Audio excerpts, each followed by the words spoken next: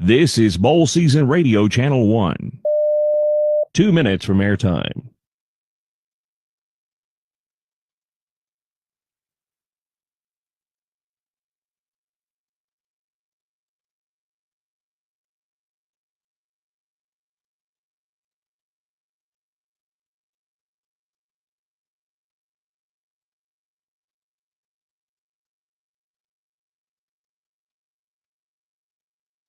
This is Bowl Season Radio Channel 1. 1 minute, 30 seconds from airtime.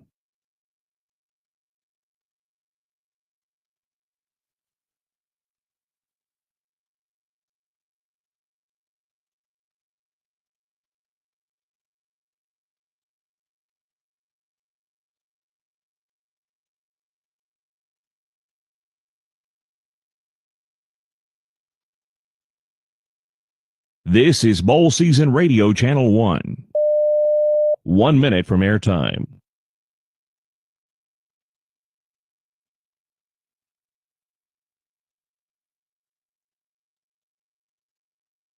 This is Bowl Season Radio Channel 1.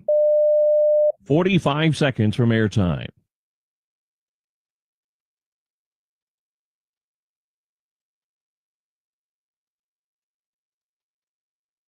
This is Bowl Season Radio Channel 1. 30 seconds from airtime.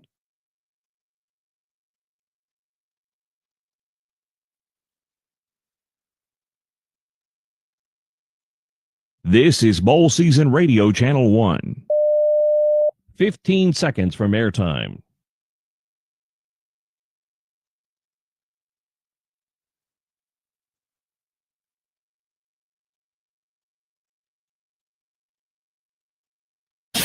Following is an exclusive presentation of Coca-Cola Bowl Season Radio. There's one goal, one mission. Dominate every play, and we'll see what happens at the end of the game. Let's go. 22, pass! From the historic Crampton Bowl in Montgomery, Alabama, this is the IS4S Salute to Veterans Bowl. Tonight, the Troy Trojans of the Sun Belt Conference take on the Jacksonville State Gamecocks of Conference USA. Now, with the call of tonight's game, along with Chad Pilcher and Maria Martin, here's Travis Jones. And we welcome you in to the Crampton Bowl in downtown Montgomery, Alabama, the state capital of Alabama, for tonight's bowl season kickoff. It is the IS4S Salute to Veterans Bowl, a matchup between Jacksonville State and the Troy Trojans. Travis Jones, along with former Ole Miss football and baseball standout Chad Pilcher. Maria Martin will join us coming up a little bit later on in our pregame show. Both these teams, Chad, 8-5 on the season, coming off losses in their conference championship games, trying to finish out the season with a victory here tonight. We're going to eyeball one of the best rushing teams in the country in Jacksonville State. Leading rusher in FBS is Cam Cook, their transfer running back from TCU. However, he's questionable for tonight's game. And that's the big story tonight is, will Cam Cook play? He comes in leading FBS in rushing, over 1,600 yards. And as he goes, so goes this Jacksonville State offense, which is number 4 in the nation in rushing. So it's going to be a game-time decision. We watched him during warm-ups. He didn't do a lot, but we'll find out in the next few minutes whether he's going to make it go. Yeah, no doubt. And they anticipate to try a lot of things to try to win this game. Trick plays. They'll play a lot of running backs if Cook isn't available, but they're still going to rely along their offensive line. It's been their strength this season. It's been the strength. And I think both of these coaches have come into this game viewing it as a reward for a very good season. As you mentioned, both of these teams reached their conference championship game so close to winning that conference championship, and now they're going to come out and try to play a very good game. Some guys are in, some guys are out, but with the ones that they have are going to play their best. Meanwhile, for Troy, lost to James Madison, who, of course, is in the college football playoffs, 31-14 in their last outing. They've dealt with injuries as well this season, particularly at the quarterback position, as Goose Crowder started the year, played a couple of games, got knocked out. Tucker Kilcrease came in, played the next 7. Goose Crowder is back, but their big question is their offensive line. They're really banged up. It's really incredible what's happened to the Troy offensive line. They lost their 2 starting tackles before the season began. They mixed and matched throughout the season, and then last week in the Sun Belt Conference Championship game, Eli Russ was injured, so he's out. Paul Bowling has opted out. only one offensive lineman who started the season as a starter, Matt Henry, is still in the starting lineup and has played every game this season. Yeah, they've struggled to run the football even when their offensive line was healthy. So we'll see a Troy team that tries to sling the football, a Jacksonville State team tonight that's going to try to run the football, maybe without their leading rusher. That remains to be seen.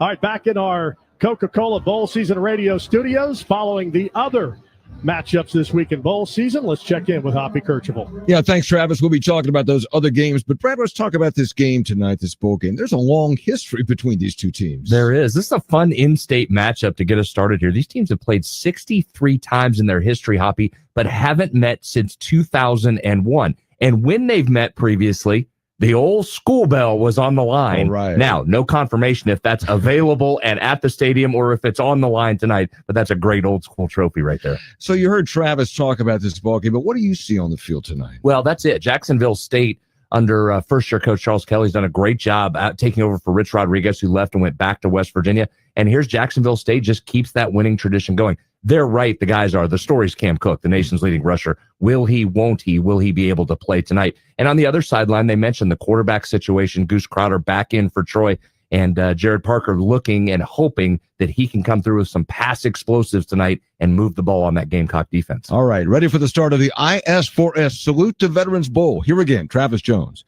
Chad Pilcher, and Maria Martin, guys. All right, thanks a lot, Hoppy and Brad. Speaking of the third member of our broadcast team tonight, Maria Martin is on the sideline. As the guys talked about, this is an in-state rivalry. This used to be a very heated rivalry, particularly going back to Division II, where both these teams were national powers at the Division II level. And Maria, they're meeting again for the first time in over 20 years. Travis, thank you. You're right. You know, we can call this a renewed rivalry of sorts. We can dub it that tonight. There's a lot of rich history between these two programs. It's just been a while since they played each other. Troy and Jacksonville State have not played one another since 2001, but tonight is their 64th all-time meeting, which means they played each other more than they've played any other opponent before. Head coach Jared Parker, he said it's tough for a group of players who weren't even born the last time that this rivalry took place to understand what it truly means. So in order for him to reinvigorate the idea of this rivalry, he told them, think of it as a modern-day Troy versus South Alabama game. You know, there's going to be a lot of fans that are really excited about that when they hear that, because that's a big rivalry. And especially when you think about a rivalry that dates back to 1924, one that Jacksonville State, Chad Kelly told me he understood pretty well, being that he was recruited by Troy coming out of high school. I think it's going to pump a lot of people up to see these two playing each other once again. Yeah, good crowd here tonight on a cool night here in Alabama, as you would anticipate. A little warmer, but 39 degrees here at kickoff, so it's certainly football weather here tonight. Mentioned 64th meeting, 7 straight wins for Troy. This is the first neutral site meeting ever in this series between these two teams. And Chad, in this day and age, if bowl games are a hard sell for these players, you get opt-outs, you get players that are injured coming into this game. A lot of young players get to play. It's a great opportunity to sell this game to your players that you're in a rivalry game. Yeah, and tell them what the past was. They're not going to remember it. It's not a focal point, but it matters as you continue to move forward, as you represent your university. And that's what these young men have the opportunity to do tonight. They've spent about 5 days here in Montgomery. You enjoy the bowl experience, and obviously it's evolved and it's changing, but it's still something that's an enjoyable experience. And now you get to go out one more time with this football team, again, against a team that was a rival at one point. I mean, these two teams went back and forth many years at the Division II and FCS levels, and just let it rip here on the field. All right, opening coin toss has taken place, and Jacksonville State wins the opening toss, and Jack State has deferred their option to the second half. So we'll see the Troy offense out there to start this game. And Goose Crowder, who again coming back from injury here at the end of the season, has thrown for 1,300 yards, 11 touchdowns, 5 interceptions. We anticipate that we'll see a series or two of Tucker Kilcrease as well. The product from here in Alabama has 5 rushing touchdowns on the season, so he can get it done with his legs as well. And that 5 rushing touchdowns currently tied for third most in school history. Yeah, he's a guy that really uses his legs, can throw the ball. And I think with Crowder tonight, I expect to see them just let it fly up and down the field, especially with the issues. They have some young guys playing on the offensive line, not a lot of experience there. Troy comes in, they've only averaged 98 yards per game rushing the football. So with Crowder back into the game, feeling healthy after the injury in the conference championship game, I think you'll see them let the ball loose here in the early going. All right, Jacksonville State's in a traditional red top, white numerals, and the white pants, red helmet with the Jack State logo emblazoned on either side. Troy, who always likes to break out alternative uniforms, wearing one tonight. They got a white top and a white bottom, white helmet as well, with that maroon stripe going down either leg. All right, ready to go. Thanks for joining us tonight here from Montgomery, Alabama to kick off Coca-Cola Bowl season. Got a great lineup of bowls for you throughout the season here on Coca-Cola Bowl Season Radio. All right, kicker for Jack State is Garrison Ripa, redshirt sophomore from Locust Grove, Georgia, has the ball teed up at the 35-yard line. Pair of twin receivers back for Troy, and that kickoff is going to be returnable. Ball taken at the 3-yard line over the 5. 10, 15, open running room to the 25, breaking a tackle and getting the ball out near the 30-yard line on the return for Troy. Good opening start here for DJ Epps, backup wide receiver, and it'll be 1st and 10. Starting lineups presented by Coca-Cola. Game day calls for an ice cold Coca-Cola because fan work is thirsty work. Coca-Cola, the official sponsor of Coca-Cola Bowl season. That's a nice start for Troy. You never know on special teams. They can play a big factor in these bowl games. You've got some different guys that move into those positions. Maybe you don't get as much time to work on it, so a nice start there for the Trojans. Mentioned Crowder, starting quarterback, the transfer from West Virginia, Gardendale, Alabama, so back here in his home state. Playing in his first bowl game. Play action. Crowder going to throw it out wide, and it is incomplete, low, as he was looking for a receiver, Trey Taylor, out to the right, and it was there, just a misfire by Bruce Crowder. Yeah, threw it a little bit wide. Taylor seemed to stumble a little bit coming out of his drop, and in the early going, it's cold out there. It may take a little bit for these quarterbacks to really get loosened up. They're looking for Taylor, the transfer from Coastal Carolina. 2nd down and 10, and they break the huddle with 12 guys. Taylor was the 12th. So we'll get our first marker of the game. Illegal substitution. Offense, 12 players in the huddle. 5-yard penalty. 2nd down. Rich Edwards from the Mid-American Conference. So 5-yard penalty on Troy. 2nd down at 15. Talking about Bruce Crowder and the leader of this team on offense. He missed some time last year with an injury. We talked about missing those games, 7 games in the middle. But since he's come back as the starter, he's gone 66 of 111 for 842 yards and 7 touchdowns in just 3 games. 2nd down and 15. Motion from Trips. It's a tunnel screen. Ra Thomas makes the catch, and he is surrounded and dropped immediately as he gets to the 27-yard line. Not much happening there for the former Bulldog from Mississippi State and Georgia Bulldog, Ra Thomas, who ran into some trouble at Georgia, has landed here at Troy. Coaches had glowing things to say about the season he's had. They talked about it. If they had him one more year, he might turn into an active prospect, just the way that he's kind of done what they've asked him to do. And if you come in that type of situation, that's really all that you can ask from a coaching staff, and he's answered the call.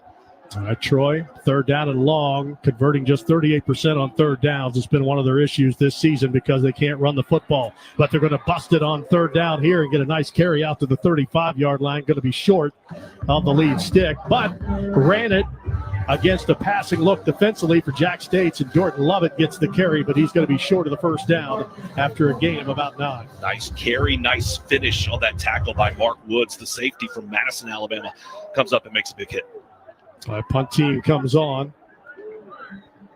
for Troy.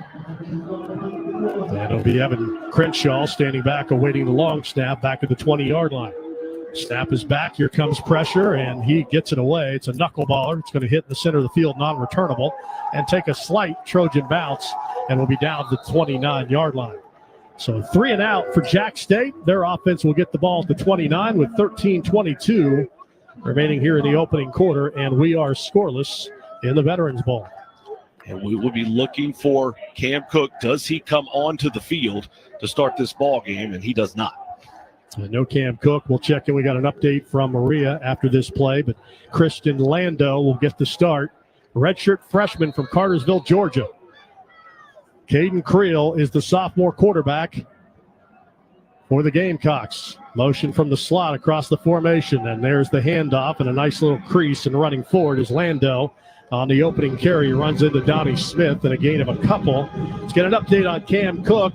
Maria down on the sideline. Hey guys, Cam Cook came out of the locker room in street clothes. Really disappointing, especially because Charles Kelly told me he's a player that's never, ever missed a single snap in practice. He has a pectoral issue. He had some issues in the back half of the Conference USA Championship game that Jacksonville State just played. He said he was really disappointed that he couldn't go, particularly because he's the FBS leading rusher, but he really does make an impact on offense. You can expect to see a lot of different guys at running back for the Gamecocks tonight. A lot of young faces. It'll give them some experience and momentum heading into next season. Yeah, Lando, the redshirt freshman, got the start. Creel keeps it on a quarterback run. Gets the ball out to the 36-yard line. Third down and short upcoming for Jack State. And that really puts a lot more on the shoulders of Caden Creel. He's a guy who's thrown for over 1,000 yards. He's rushed for over 1,000 yards. Very dynamic at the quarterback position. Tight trips left, single receiver to the right. Now they motion out of that trips wider, and it's a speed option. Quick toss and a run out to the 40 and past the 40 to the 42. Nice hard run by Lando and a first down for Jack State. Jack State comes into this game averaging 258 yards per game on the ground. We mentioned that's fourth in the country in FBS football, and you're going to see a lot of that tonight. Quickly up to the line, 1st and 10 from the 42. Lando gets the carry, and he is pinballed at the 45-yard line on a low tackle, but a 3-yard gain on the play is running up to make the tackle for Troy is David Daniel Savia. And a good job of reading. That's going to be very important for this Troy secondary as Jack State runs the football. Is how aggressive can the safeties be in the run game? 2nd down and 7. Creel gets him quickly to the line of scrimmage, takes the snap, looks to throw for the first time, fires and has a man on a crossing route, past the lead stick down to the 46-yard line, and that'll be a first down for Jack State as DeAndre Johnson makes the catch, his 25th of the season. The former Rutgers Scarlet Knights moves the sticks to the 47, first down. Jack State going fast. Creel snaps it quickly, looks to throw again, out in the flat, pass caught 35, inside the 30, and Dylan Gentry rumbles down to the 28-yard line. Another stick mover and a first down. That was just a 2 or 3 yard pass, but it was the tempo there by Jack State that gave some confusion to Troy trying to get set. Nice quick pass and good yards after the catch. Trip to the boundary, flanker to the wide side left. Creel ready, barks the cadence, hands the ball off to Lando, and Lando finds a crease as he veers off the left side, takes it down to the 25-yard line before he is tackled on the play on a short gain. Stopped by Elijah Davis, the backup defensive end, and we're going to get a whistle, and Davis is injured on the play. Transfer from South Carolina, from the state of South Carolina. He's got a lower right leg injury as they look at his right thigh after a gain of 3 on the carry for Christian Lando. Came in 40 carries, 156 yards on the season, and 1 rushing touchdown. Go back to Cam Cook. He's only a junior, and you're hopeful he returns next season to Jacksonville State because he only needed 6 attempts tonight to pass the school's all-time single-season attempt mark. That's a record that stood since 1970. And it's those types of things that are so frustrating because we saw him, you heard it all coming this week, that he wanted to give it a go. He wanted to try, but I think we saw him in warm-ups and kind of knew where this was headed. Davis able to walk off under his own power. Navy Federal Credit Union, proudly serving all branches of the armed forces, veterans, and their families. Learn more at NavyFederal.org. Our members are the mission. Good-looking drive here. Going curly for Jack State. After the quick 3 and out for Troy, they have the ball at the Trojan 26-yard line as we scrimmage here in the opening quarter, 10-10. Motion across the formation, that's Michael Pettaway. They'll play action and throw it out wide to Pettaway, makes the catch, and he's taken out of bounds immediately at the 23-yard line after a short gain on the play. Swing route, really nice catch by Meadows to go up, use his hands, bring that one in, and once again, Jack State very quickly back to the line of scrimmage. Kalino Levine made the tackle, the wide side corner. 3rd down, Creel all day to throw. Rolls out, surveys, throws, goal line, wide open, pass caught, touchdown. Pulled in by Brock Reckensteiner. just his second touchdown catch of the season, and he was wide open in the flat to the left. On that play, Troy only rushed 3, dropped 8. Plenty of time for Creel to survey the field, take his time, look around, see what's available. Ultimately, Reckensteiner was able to jump open right at the goal line. He delivered a strike for 6. Reckensteiner is the son of WWE Hall of Famer Scott Steiner. Extra point, Garrison Ripa. Kick is up. The kick is good. Jack State coaches fired up. That was a beautiful drive, perfectly engineered by Caden Creel, their quarterback. And how about that offensive line on that drive? Just did a great job of holding up. A lot of quick shots down the field. Well executed all around by Jack State.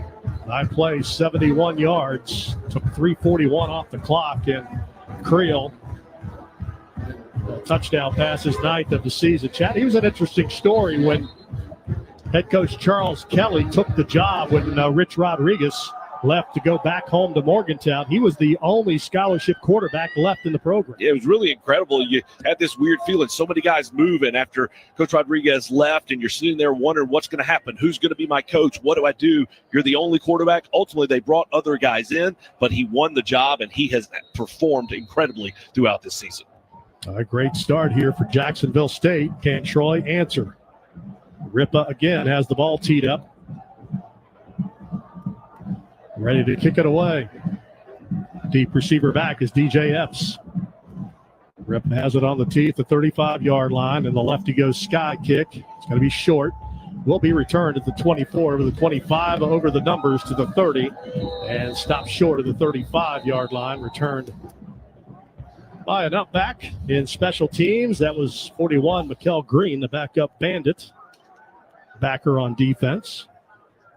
So Troy goes back to work, and that's tough when you can't run the football, but you're going to have to try here, and Troy got behind the sticks on that illegal participation penalty. They did that, and Troy is playing without their leading rusher here tonight, Tay Meadows, who had 695 yards and 6 touchdowns on the ground. He has opted out of this game, so Troy also going to use some different guys in the backfield.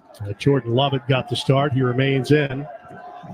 On the right hip of Crowder. Here comes a toss to a man in motion. That's DJ Epps. Tries to get outside. He can't. He's dropped at the 32-yard line.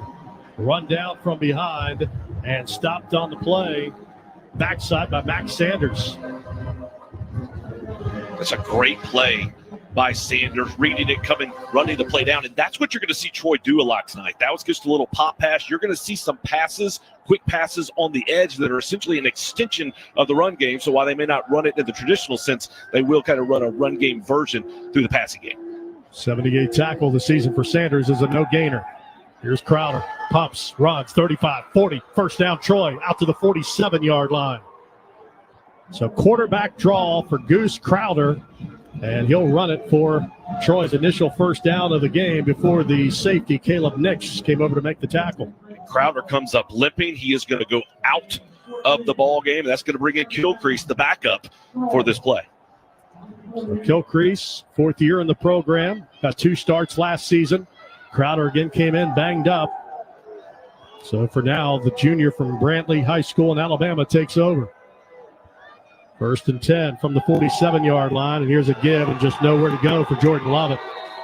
Jacksonville State has talked all week about their depth along the defensive line, and it's a rotating unit. They'll play a ton of guys, up to 10 guys along that defensive front, and it held up there at 2nd down and 10.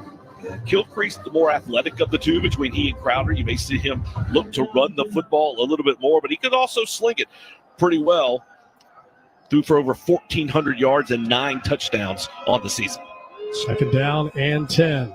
Tight trips right, single receiver to the left. Kilcrease takes the snap, looks to throw, the ball's batted down. Tried a quick slant and could not get it around Curtis Perry, who coming out of the high school was ranked as the 2nd best high school player in the state of Alabama. And he knocks it down. It's incomplete. Perry from Pike Road, just right outside of Montgomery, read that one perfectly. And what you like to see from the defensive lineman, not only as you get the good pressure into the backfield, but throw those hands up as the ball goes to be released. He did that there to knock the ball down. Second, third, and long that Troy's faced in this opening quarter. 7:38, quarter number one. Jack State 7, Troy nothing. It's a 3rd down and 10 for Kilcrease. 4 receivers in the formation. He's back to throw. Throws underneath, and it's short of the lead stick, and they'll rally to the football, does Jacksonville State, and make the stop immediately. And that's going to be short of the first down, and Troy decision make on 4th down and 5. They are on the plus side of the field. And on that play, Jacksonville State only rushed 3, dropped 8. Real quick pass to the outside by Troy. Good pursuit by the Jack State secondary to make the tackle, and Troy is lining up to go for it on 4th down. 4th down, and Troy going to go. 4th and about 5 from the Jack State 47-yard line. Kilcrease, long count, takes the snap. Here comes a blitzer up the middle. He's being chased out to the left, looking, throws, and it is either intercepted or incomplete. Either way, it's going to be Jacksonville State ball. It's ruled incomplete as it's pulled in by Mark Woods, the safety, but he couldn't get a foot down. And actually, that is a better break for Jacksonville State because they'll gain about 7 yards on the turnover on down. 6:49 remaining in the opening quarter. Great start for Jack State. They lead 7-0. You're listening to Coca-Cola Bowl Season Radio, home of the IS4S Salute to Veterans Bowl. As a military and veterans-focused company, we understand the importance of our mission, sharing common values with veterans and current military personnel. We're integrators, engineers, researchers, standing for what's right and bringing our best to the fight. We meet the needs of our military past, present, and future by developing technologies to protect our nation's freedom. IS4S. Speed with discipline. Tim, I'm receiving an important update. Ooh, are you getting night vision? No, I just found out you could get $200 with Navy Federal Credit Union when you refinance your auto loans from another lender. So, no night vision? No night vision. Learn more at NavyFederal.org/autoloans. Navy Federal Credit Union. Our members are the mission. Navy Federal is insured by NCUA. Credit and collateral subject to approval. Refinance loan must be at least $5,000 to be eligible for the $200. Terms and conditions apply. It takes a different breed to be the first to respond. The first on the scene. The first to tackle disaster head on. At ServPro, we witness the bravery of first responders almost every day. So to all those who never give a second thought to being the first ones in, this game's for you. ServPro, proud supporter of our nation's first responders. Wake up, scroll, eat, school, work, TV, podcast, eat, scroll, sleep, rinse, repeat. We've all been there, stuck in the same routine, day in and day out. But in the U.S. Air Force, you can put an end to this endless cycle. With over 200 career options at bases across the entire globe, your exciting future starts here. To learn more and get started, go to airforce.com. Aim high.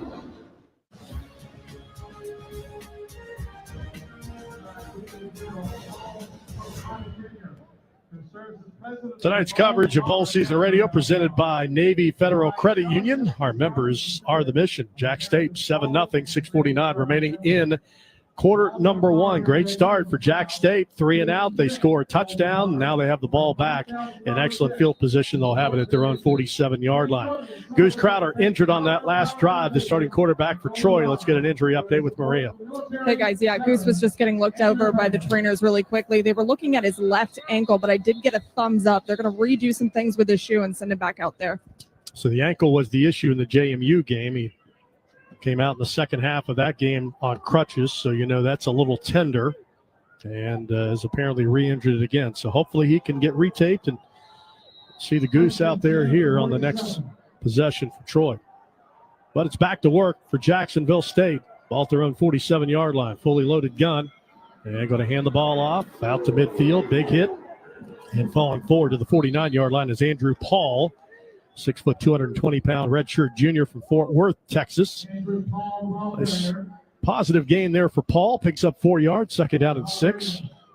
And the one thing about Cook being out is that is a great opportunity for a lot of young men to get carries here in this bowl game, get an opportunity. Paul and Jalen Likely in the backfield surrounding Creed.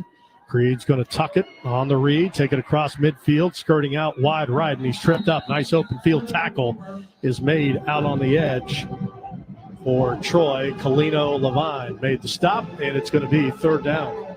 But nice vision there by Creel to get to the outside, understand how the play designed, and then just really well done defensively by Troy to read, recognize, and come up and make that tackle. Third down and 4 from the Troy 47-yard line. Creel does a check with me, barks instructions to his offensive lines, got stacked trips out to the left, fully loaded gun. On third down and 4, takes the snap, handoff, and getting down to the 45-yard line is Andrew Paul, well defensed by Troy that time, trying to run it to the right side, and was tripped up on the play. Jamal Williams, transfer from Cincinnati, was first on the scene. It's going to be fourth down, and we'll call it 2. Jack State's going to bring their entire offensive unit over to the sideline. It looks like they're going to punt the football on 4th and 2 from the Troy 45-yard line. Little surprising there. You're on the plus side of the field. 4th and short. You've been moving the ball pretty well offensively. Watch for a fake. Gavin Wimstadt, the backup quarterback, is the middle guy in the shield in front of the punter. And they will snap it back and boot it away. And that ball's going to hit at the 5-yard line and bound into the end zone for the touchbacks who could not place it. As Connor Donaghy, punter from England, gets the touchback with 4:45 remaining in the opening quarter. Jack State 7, Troy nothing. You're listening to Coca-Cola Bowl Season Radio and the 2025 Salute to Veterans Bowl.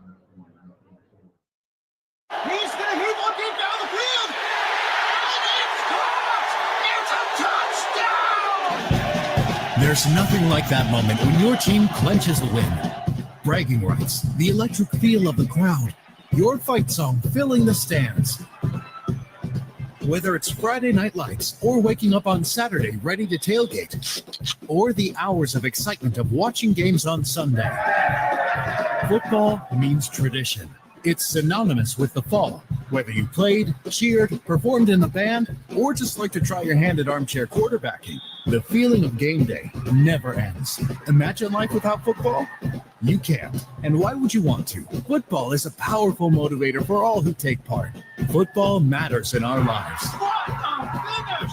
I can't believe we witnessed that today. Join the community and celebrate the game. Follow us on Twitter, Facebook, and Instagram at Football Matters. Aisleseats.com is your source for tickets to all types of events, sports, concerts, theater, and virtually anything else that takes a ticket. If your event is sold out or you can't get the quality of seats that you're looking for, that is what we specialize in. Great seats to the hottest events. We can also help if you're on a budget. Many tickets are priced below face value. Best of all, Aisleseats.com has none of the service charges that other sites are famous for. The price you see is what you get. Visit Aisleseats.com. That's aisle with an A. AISLESCATS.com. Wake up, scroll, eat, school, work, TV, podcast, eat, scroll, sleep, rinse, repeat. We've all been there, stuck in the same routine, day in and day out. But in the U.S. Air Force, you can put an end to this endless cycle. With over 200 career options at bases across the entire globe, your exciting future starts here. To learn more and get started, go to airforce.com. Aim high.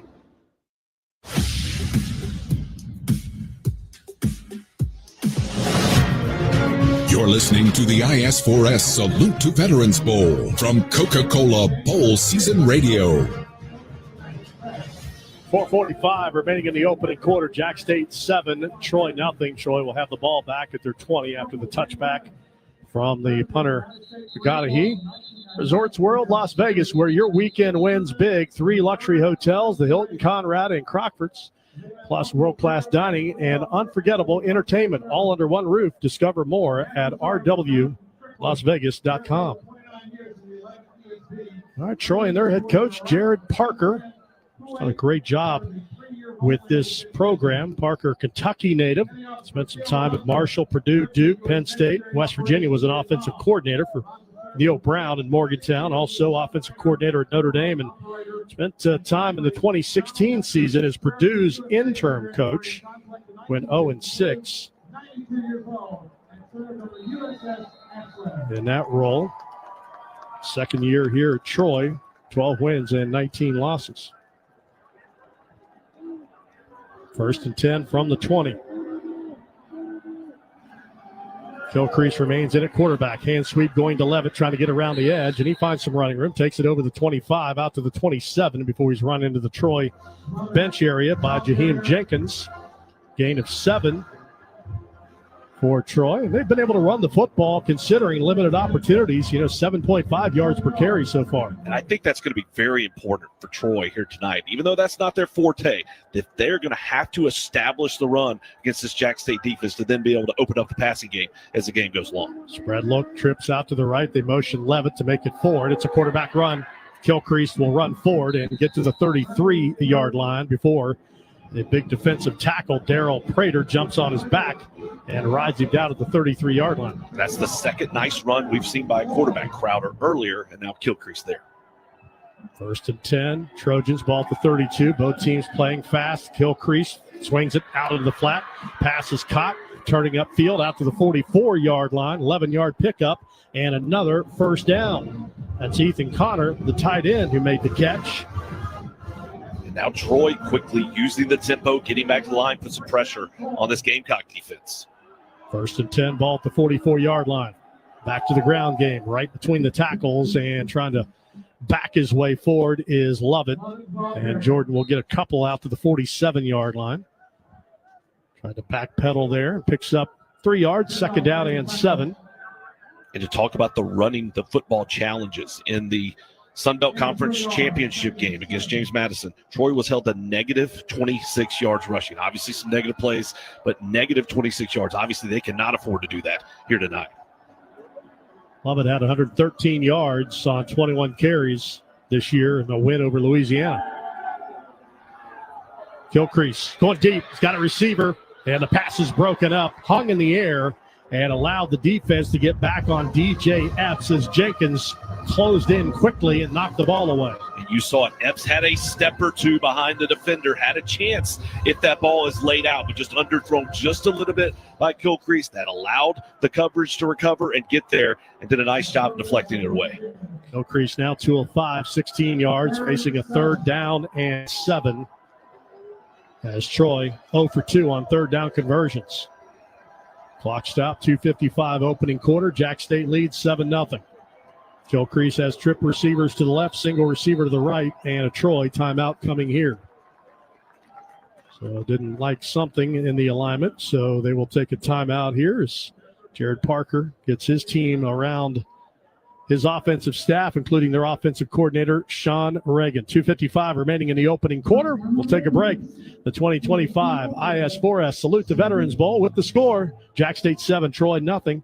Back after this from Shriners Children's Charities. Before the bright lights on Sunday, before the draft and pro contracts, greatness starts here. It's the East-West Shrine Bowl, January 27th, 2026, at the Ford Center at the Star. A century-old tradition and the first step to NFL stardom. Every play supports game-changing outcomes at Shriners Children's. The 2026 East-West Shrine Bowl. Today's All-Stars, tomorrow's legends. Visit shrinebowl.com for tickets starting at $26. Today's cup of Scooter's coffee was sweatily earned in one trip from the car to the apartment door.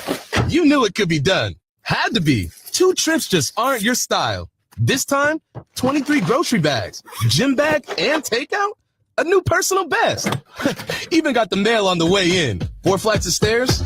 Feeling in your fingers? Who needs it? Not you. So enjoy that delicious cup of Scooter's coffee, you one-trip wonder. Scooter's Coffee. You earned it. This season, the action isn't just on the field, it's in every game day spread. Hell of a Good dips bring bold flavor to every tailgate, made for dunking, scooping, and celebrating every big play.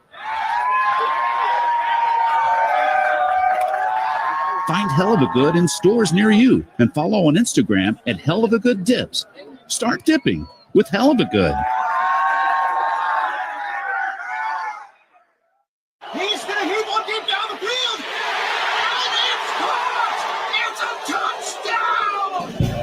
nothing like that moment when your team clinches a win. The Friday Night Lights, all those Saturday tailgate traditions, hours in front of the TV on Sunday. Football means tradition. Whether you played or cheered along, the feeling of game day never ends. Join the community and celebrate the game. Follow us on Facebook, Twitter, and Instagram at Football Matters.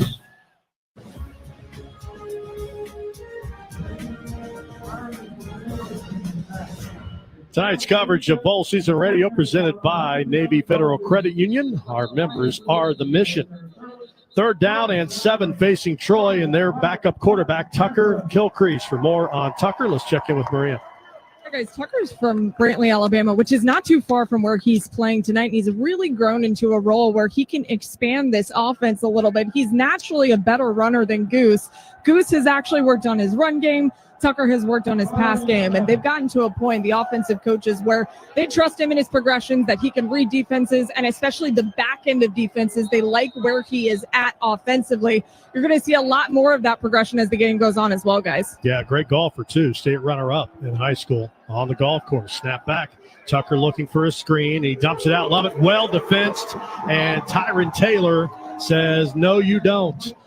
He'll take him down at the 44-yard line. That's going to lose 3 yards. It's 4th down and 10. Had the play set up, obviously called the timeout to get in the play that they wanted, expecting pressure, but just read so well by Taylor. Came up, made the tackle, avoided the block, and a big stop there for the Gamecock defense. All right, Evan Crenshaw is on the punt for Troy, his second punt for the Coastal Carolina transfer from Florida, standing back at the 30-yard line. Waiting to snap back, and whistle stopped the play, and we had some movement on Troy on one of the gunners. Full start. Offense. Number 13. 5-yard penalty. 4th down. Second 5-yard mark off on Troy in this game. Michael Petway scoots up to the 15-yard line, awaiting this punt back from Crenshaw. Had a very solid season. This will be his 67th punt of the year, 46-yard average with a long of 62. He sets up the operation at the 25. Snap back, they come after it again, and he kicks a wobbler. It's high in the air, non-returnable, hits far sideline, and it will bound and work out well for Troy inside the 15-yard line. Trojans trying to assist the ball by whooshing it down to the 12. That's where it's touched, and Jack State will work the long field here with 1:46 remaining in the opening quarter. 76 is a proud sponsor of bowl season. Want to win the ultimate fan experience to the CFP National Championship in Miami? The Fuel Forward app from 76 can get you there. Visit 76.com/the-go route for details on how to enter. Jack State, 1st and 10, backed up at their own 12-yard line. Flea flicker. Comes back to Krill. He's in trouble. Has the ball knocked free at the goal line. Troy around it. Touchdown. It was recovered in the end zone by Luis Medina.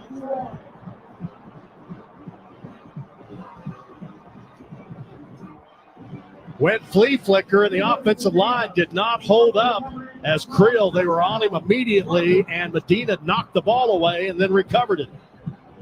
Did not confuse that Troy defense at all. You just see the defensive line, incredible pressure coming into the backfield. Big hit by Thompson in the backfield. The linebacker coming up, made the tackle, caused the fumble, resulted in a touchdown. A knock away by Thompson, recovery by Medina in the end zone for the touchdown, and a quick change, extra point on the first turnover of the game. Snap back. The kick is away, and that kick is good. So good extra point there for Scott Taylor Renfro. And that was our hell of a good extra point from Scott Taylor Renfro. Find hell of a good dips at a store near you. And that was a heck of a good play by the defense. Yeah, T.J. Thompson coming up from his linebacker spot. He saw the handoff and the pitch back, but just didn't stop. Just full speed, flying into the backfield, able to knock that ball loose. And then you saw so many white helmets, white jerseys flying to the ball to pick up the 6. Another defensive touchdown for Troy. That is their 19th since the 2020 season. That's 3rd best in FBS. So that helps out your struggling offense a little bit. Defense gets you a touchdown. And you always expect teams to do things more aggressively in a bowl game. Will you try some trickery, some trick plays to get something to happen? That time they did it backed up probably a little farther than you might want, and obviously that's the result. All right, kickoff from Paddy McAteer, the 6'3 junior from Ireland, has the ball teed up at the 35-yard line. And McAteer is going to put the boot to the leather, and that ball will be taken on a fair catch down at the 5-yard line by Petway. So that'll result in the touchback. Jack State will have it 1:39 remaining here in the opening quarter. And now an even game at 7-7. And you felt like everything was in favor of Jack State, all the momentum, everything that they were doing, were able to put up that first touchdown. And then just like that, the one play and the turnover, it really shifts the momentum. And it gives this Troy defense an opportunity to come out, get a stop, and then you really give your offense a chance to get some good field position. That's the 5th defensive touchdown of the season for Troy. That's good for 3rd best in college football. Quick toss coming into the boundary, turning over the 30 out to the 35. Missed tackle. That's Lando who got the start. He's going to step out of bounds, and they'll blow the play dead, say stepped out at the 42-yard line, but a good run there by the redshirt freshman from Cartersville, Georgia. That was a good run, but even better by this offensive line, releasing down the field, getting blocks on the second level onto the linebackers, and that was what allowed Lando to get to the outside and pick up that nice gain. Gain of 17 out to the 42. 1st and 10. Lando motions out of the backfield. Creel takes the snap. Pocket collapses. He steps up and throws, and way overthrows a receiver, DeAndre Johnson, who was in tight coverage coming up the near sideline. And good coverage there applied by Troy.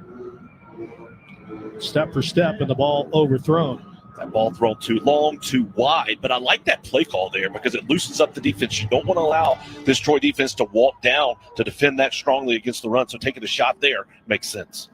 All right, trips out wide near the numbers, and they're going to throw it out there on a receiver screen. Pass is caught. Block is defeated. And Recksteiner, who had the touchdown catch, is tackled right at the line of scrimmage. So no gain on the play. We got some pushing and shoving after the play. It looks like Johnson, the Rutgers transfer, is involved for Jack State. Cooler heads prevailed, no flags. It'll be 3rd down and 10.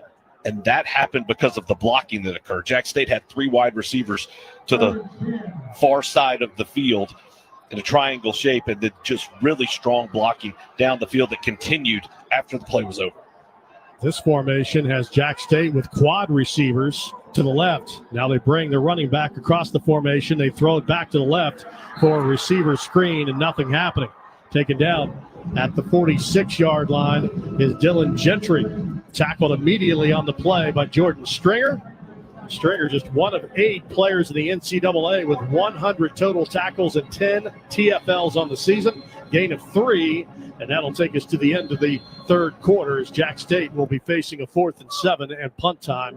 When you come back into the 1st quarter from the IS4S Salute to Veterans Bowl with the score, Troy 7, Jack State 7. Now this from Coca-Cola. What a matchup we've got, folks. Just nonstop action. The energy is electric, and the fans are all in. An intense game like this calls for a Coca-Cola. Crisp and refreshing. That's a game changer. Yeah, that taste scores every time. And just like that, they're back at it. Passionate fans and an ice-cold Coca-Cola. Now that's a winning combo. No matter the team, no matter the sport, everyone knows fan work is thirsty work. Enjoy a Coca-Cola. Tim, I'm receiving an important update. Ooh, are you getting night vision? No, I just found out you could get $200 with Navy Federal Credit Union when you refinance your auto loans from another lender. So, no night vision? No night vision.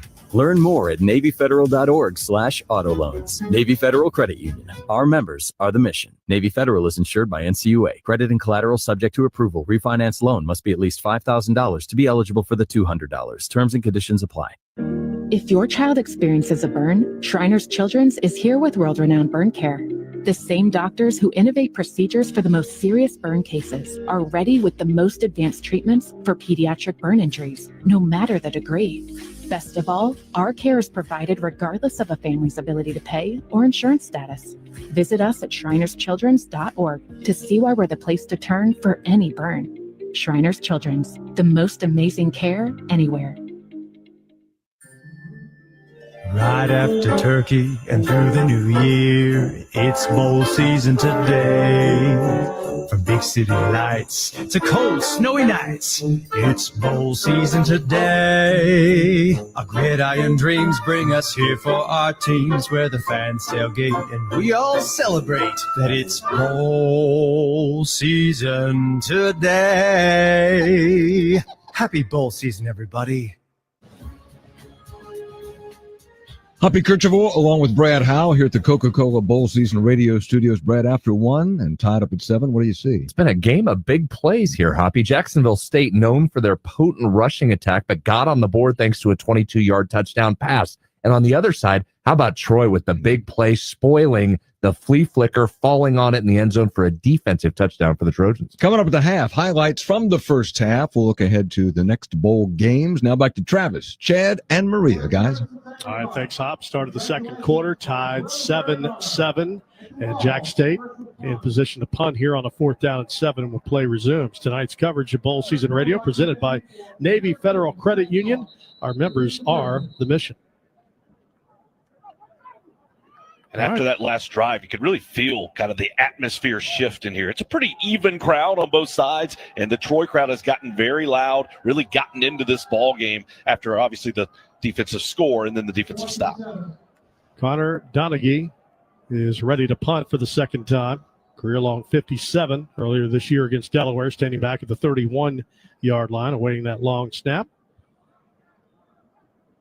Single safety is Peyton Higgins, senior from Florence, Alabama, Mars Hill High School. Waiting the punt back as we are cleared to go here for the second quarter. 7-7. Both defenses kind of settling in here after big play from Jack State in that opening quarter. Here's the fake.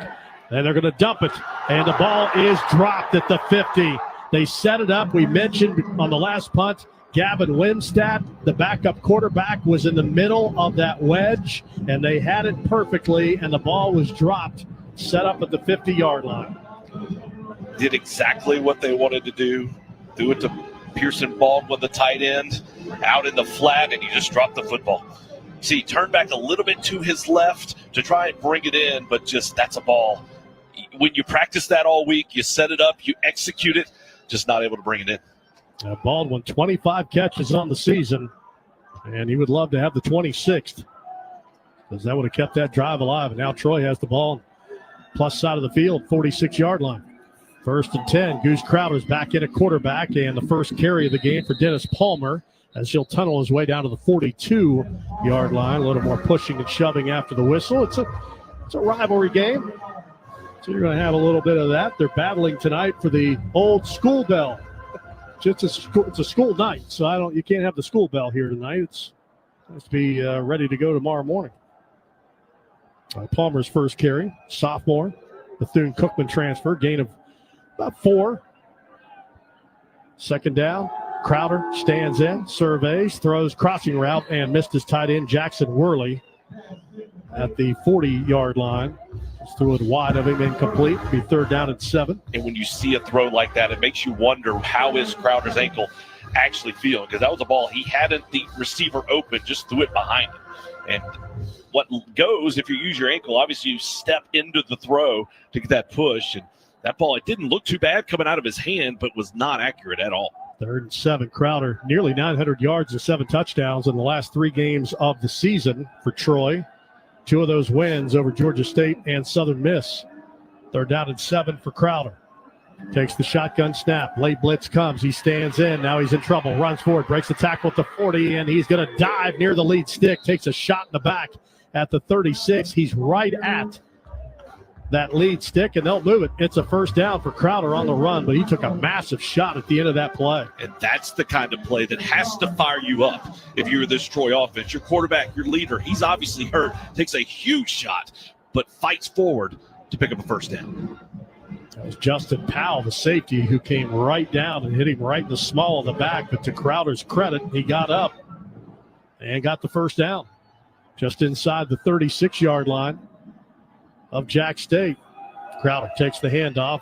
Palmer takes it from Crowder on the shotgun snap, and he's going nowhere on that run.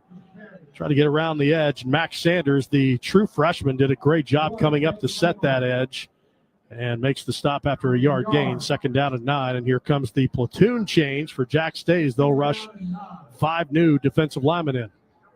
And they talked about they have a number of guys that they're willing to use here in this ball game, and it is a full-on substitution, fresh bodies in to rush the pass.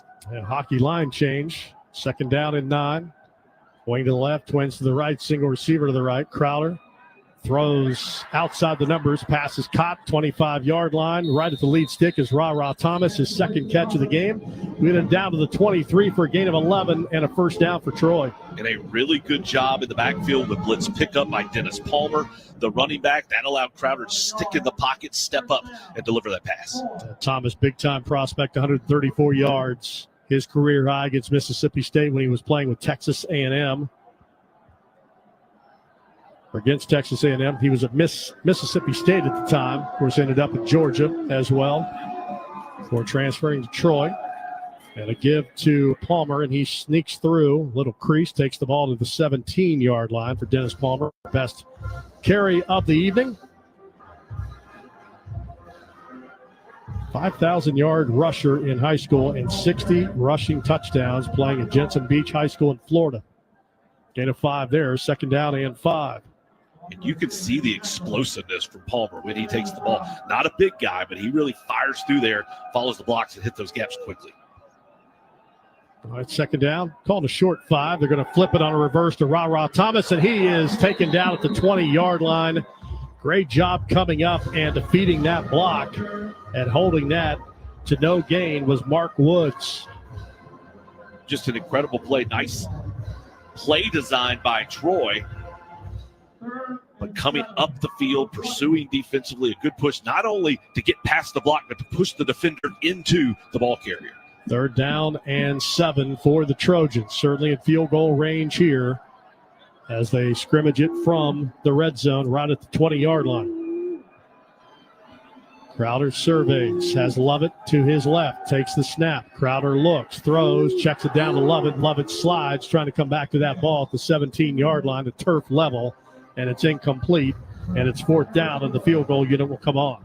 And that would have been very close had that ball been delivered, but that time Crowder went through his progression, came back trying to get the ball to Lovett, but just didn't put quite enough on it, and really no shot for Lovett as he slipped trying to come back to the football. Scott Taylor Renfro is on, 9 of 13, 69%, 6th best field goal percentage in school history this year. This will be a 38-yard attempt to give Troy their first lead at the post to the left. Snap is back, hold is down. The kick from Renfro is a sidewinder. The kick is up, and it is good. That was a hell of a good field goal. 33 yards from Scott Taylor Renfro. Find hell of a good dips in stores near you. Troy to the lead for the first time. This is the 2025 IS4S Salute to Veterans Bowl with the score. Trojans 10, Jack State 7. Now this from hell of a good dip. This season, the action isn't just on the field. It's in every game day spread. Hell of a Good dips bring bold flavor to every watch party. Made for dunking, scooping, and celebrating every big play. Find Hell of a Good in stores near you and follow on Instagram at Hell of a Good Dips. Start dipping with Hell of a Good.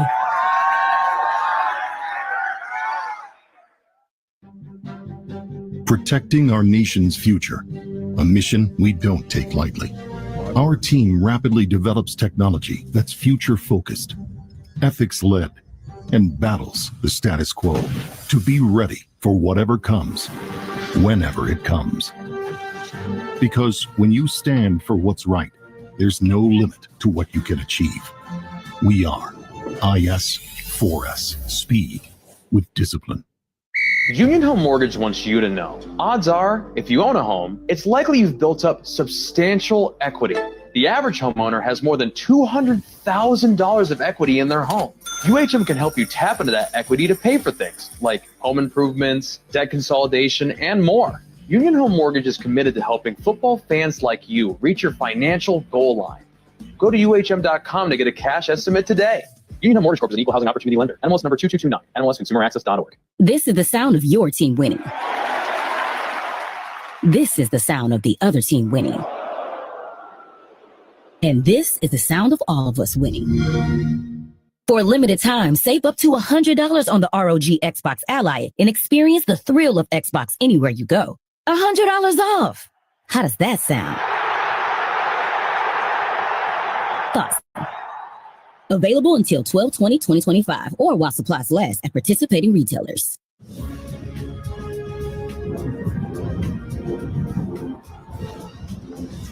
Troy leads 10-7, 10:57 to play until halftime. Let's pause 10 seconds for our stations along the line to identify themselves. This is the 2025 IS4S Salute to Veterans Bowl on Coca-Cola Bowl Season Radio from First Team.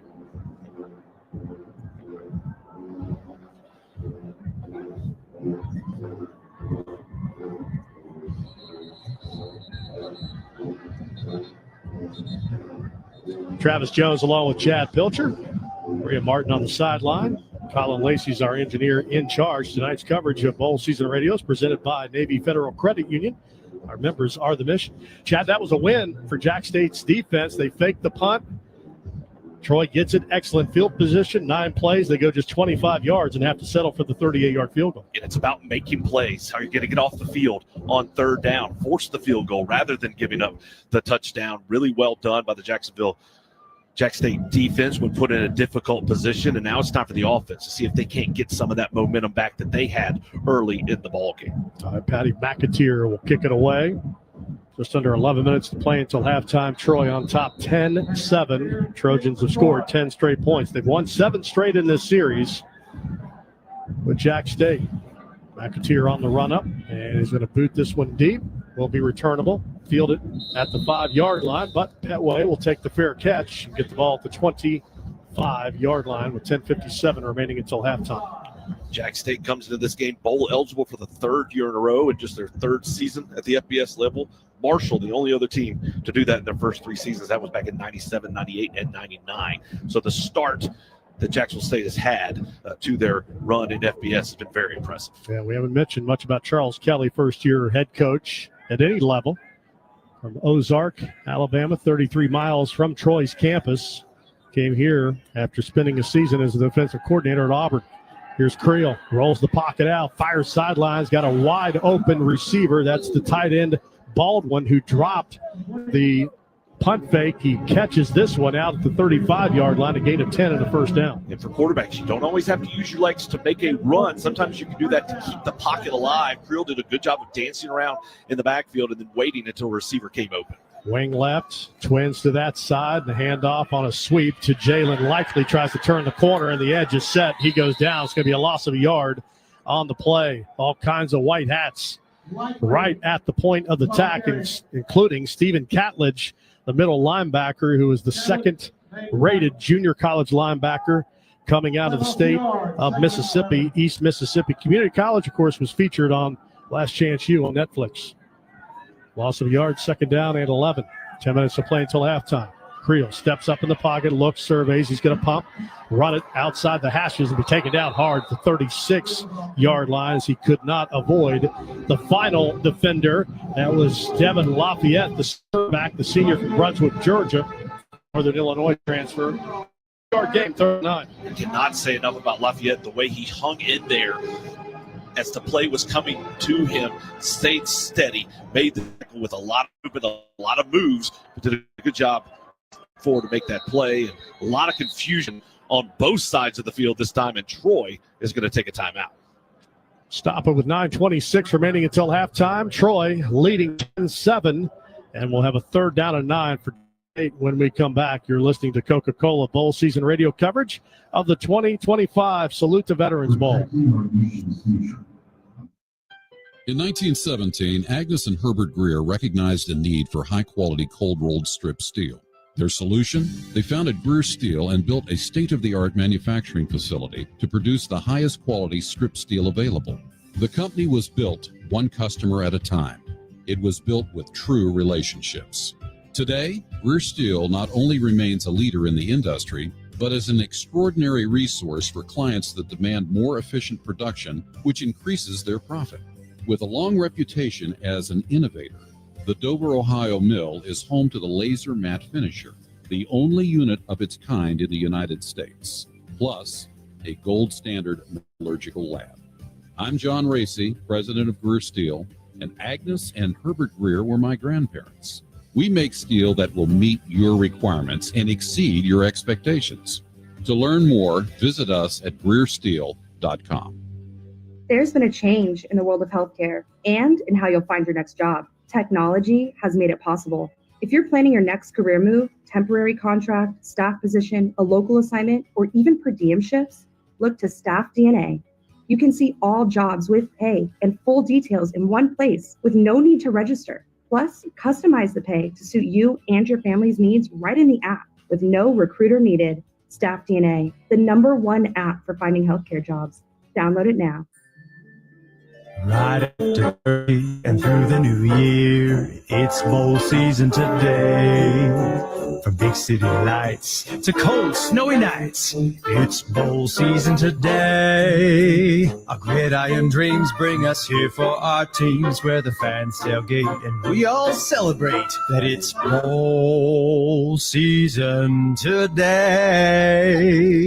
Happy bowl season, everybody.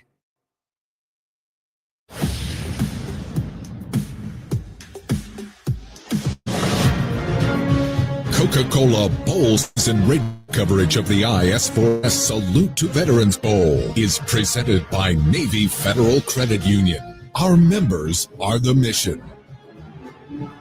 9:26 remaining until halftime. Troy leading Jack State 10-7. If you're looking for the ultimate bowling experience, discover everything you need at GoBowling.com. Find local bowling centers, sharpen your skills with pro tips, stay updated with the latest news, and grab exclusive deals.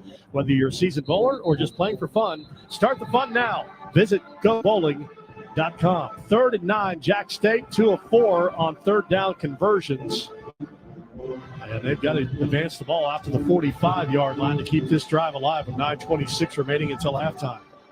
Ball marked on the near side hash. They'll put a wing to that way. Twin receivers and a single receiver to the left. Jack State's quarterback, Creel, 7 of 8, 65 yards and a touchdown. Waiting the snap back. 5-man rush, going to go deep, far sideline. Adjusting the ball, making the catch at the 27-yard line is Johnson, and he's run out of bounds. Flag is down at the 31. This might be an offensive pass interference. Johnson got late separation. He had a push off. That's what gave him the separation. It was well defended. Pass interference. Offense, number 11. 15-yard penalty from the previous spot. Replay, 3rd down. So it wipes out the big gain inside the 30-yard line. And Jack State will look at a 3rd and forever. With 9:18 remaining here until halftime. 10-7. Marlon Odom was running step for step down the field, but you saw that push off. That's what enabled the separation, and now it's 3rd and forever. So new line of scrimmage 21. They got to get to the 45-yard line of Jack State. So 3rd down and 24. Creel, quick throw, receiver screen, and there's no blocking there and nowhere to go for Recksteiner. He'll be down at the 26-yard line after a gain of a couple on the play. And some pushing and shoving going on after the play. Still working to get the players separated. And if you're Troy, you want to get out of there. It's a 4th down and 20. You don't want to give them a free 15 yards here on a personal foul. Players do get separated. Don't see any marker down. So it'll be a 4th and 19, and Jacksonville State forced to punt. 2 schools from the state of Alabama, only 162 miles separating these campuses. A lot of these kids grew up playing against each other, and you can tell they've been amped up and ready to go here for this one. It's been a little chippy here in this first half. Yeah, most of these guys, well, I'd say all of them weren't alive last time these teams played, but you wouldn't know it. Snap back. Rugby-style punt is away from Donaghy, and it's effective as it's taken at the 29-yard line on a fair catch on that Peyton Higgins fair catch. A little scrum happening there, a little pushing and shoving going on. I'm sure a lot of talking going on down on the field, Maria. Yeah, certainly. I mean, we talked about this being a renewed rivalry. It's clearly already on display between these two teams. They did have to get separated, but head coach of the Troy Trojans, Jared Parker, he ran out there immediately and he said, "What did I tell you? Don't do it." And he was waving his hands back and forth. He likes the energy, I'm sure, from his guys, but wants them to reel it back just a little bit. But hey, we got a new rivalry brewing, one that is old, that can become new again, guys. Yeah, no doubt. Yeah, don't do it, especially when it's 4th and 19. Don't want to do that. 8:30 to play until halftime. Troy back to work and a tunneling run out to the 33-yard line and a 4-yard gain on first down for Jordan Lovett. Gilcrease has re-entered the ball game at the quarterback spot. And that's one thing talking to this Troy coaching staff is they've said throughout this season with the injuries they faced, the offensive line, they've essentially had to reimagine this offense, even sometimes from week to week, to make sure that they're best prepared for the ball game. And that's been a real challenge throughout this season. But really, here in this second quarter, they've got it going. Yeah, this patchwork offensive line has done a good job. 12 carries, 55 yards, 5-yard average for Troy. Consider that they had 132 yards rushing against Southern Miss. First time in 7 games they rushed for 100 net yards. Here's a throw. Gilcrease out to the 50-yard line. Caught by Thomas. Ra-Ra's a difference maker. He has it a 17-yard pickup and a first down. Outstanding receiver going up to make the play, but talk about the confidence that they have in Gilcrease. That's a one-on-one route. Let's see if you can make that individual throw and let your guy go get it. Thomas did a good job of going up to make the catch. Went after the safety Jenkins, and it's a gain to midfield, 1st and 10. Jack State, a couple of defensive substitutions. Ball spotted right in the Salute to Veterans Bowl logo at the 50-yard line. Slot motion, play action. Gilcrease rolling out, looking, now surveying, tucking, and running, and just scoots out of bounds with Taylon Carter in hot pursuit, the nose guard for Jack State. And they'll step him out right at the line of scrimmage, so no gain. But a smart decision there. That was well defended by Jack State in the secondary. Man-to-man coverage. Everyone was locked up. Nowhere to go. But rather than force it, you're on a first down. You want to get to second down, live to see another play. So good job by Gilcrease just to run out of bounds. Gilcrease, 4 of 7, 30 yards through the air. He's also rushed for 6 yards on a pair of carries. Second down and 10, has Lovett to his left in the shotgun. He stands in, late blitz, and he is sacked back at the 40-yard line. Never saw him coming. Walker Osteen, the linebacker, second team All-Conference USA this season, rings him up back at the 42. Jack State defensive coordinator Brian Williams picked the right time to bring pressure. That time Troy was trying to go down the field on a wheel route deep to the outside. Just took too long for that route to be run. Good pressure by Jack State to get the sack. Yeah, Walker Osteen, let him hear about it afterwards as well, as Gilcrease was on the deck. Third down and 18. Clock rolling, 5:50 to play until halftime. Gilcrease takes the snap, looks left, throws left, passes caught at the 45-yard line, turning down to the 40 to the 39, and the first down, Peyton Higgins.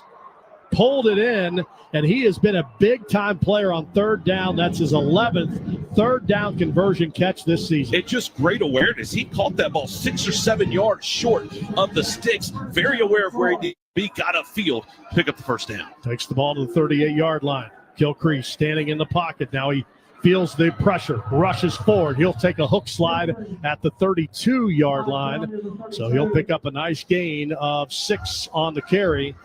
As right now it's slowing down here for Tucker Gilcrease. He's seeing the field well. Jack State brought pressure again, but that time picked up nicely by the offensive line, defended well in the secondary. Gilcrease makes the smart decision to tuck it and pick up a nice gain on first down. Yeah, in case you missed the top of the broadcast, Troy with only one starter along this offensive line.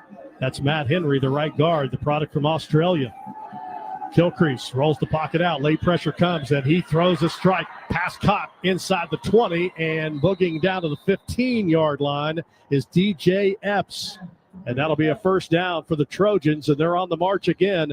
1st and 10 at the Jack State 15. Another really nice job by Kilcrease. He was rolling to his right. He took a shot as he let go of that football, and he threw it over the top of the corner. Did a good job of reading that play and staying with his throw while he took a shot. 1st and 10 from the 15-yard line. Thaxton Gallagher checks in, backup linebacker for Jack State. Gamecocks trying to get a stop here and hold this to a field goal. And they'll run the football, does Troy, and it's a nice 5-yard push for Dennis Palmer. Takes the ball down to the 10. And we talked a lot about what would this Troy offensive line do. It's not been a problem at all. They are getting a great push at the point of contact. They are winning the line of scrimmage in this first half.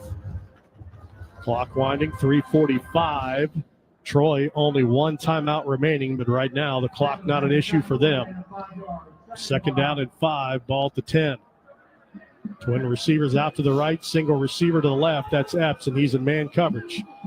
Motion across the formation and a hand sweep. Trying to get around the corner is Higgins, and he's taken down back at the 16-yard line. Too much speed on that linebacker core for Jack State as Max Sanders made another play, the redshirt freshman.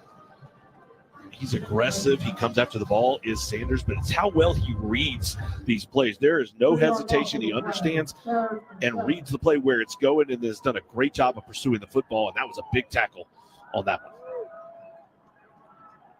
11.5 TFLs on the season for Mac Sanders from McDonough, Georgia. All right, here's a 3rd down and 7, and Troy's watching that play clock wind down. They're going to burn their final timeout of the first half before it expires. That'll stop the big clock at 2:41 remaining here until halftime. Timeout. Troy leading 10-7, facing a 3rd and 7 from deep in the red zone. You're listening to Coca-Cola Bowl Season Radio, home of the 2025 Salute the Veterans Bowl. A 43-yard field goal with a ticket to the championship on the line. Here's the snap. The kick is. At this moment, who you voted for doesn't matter.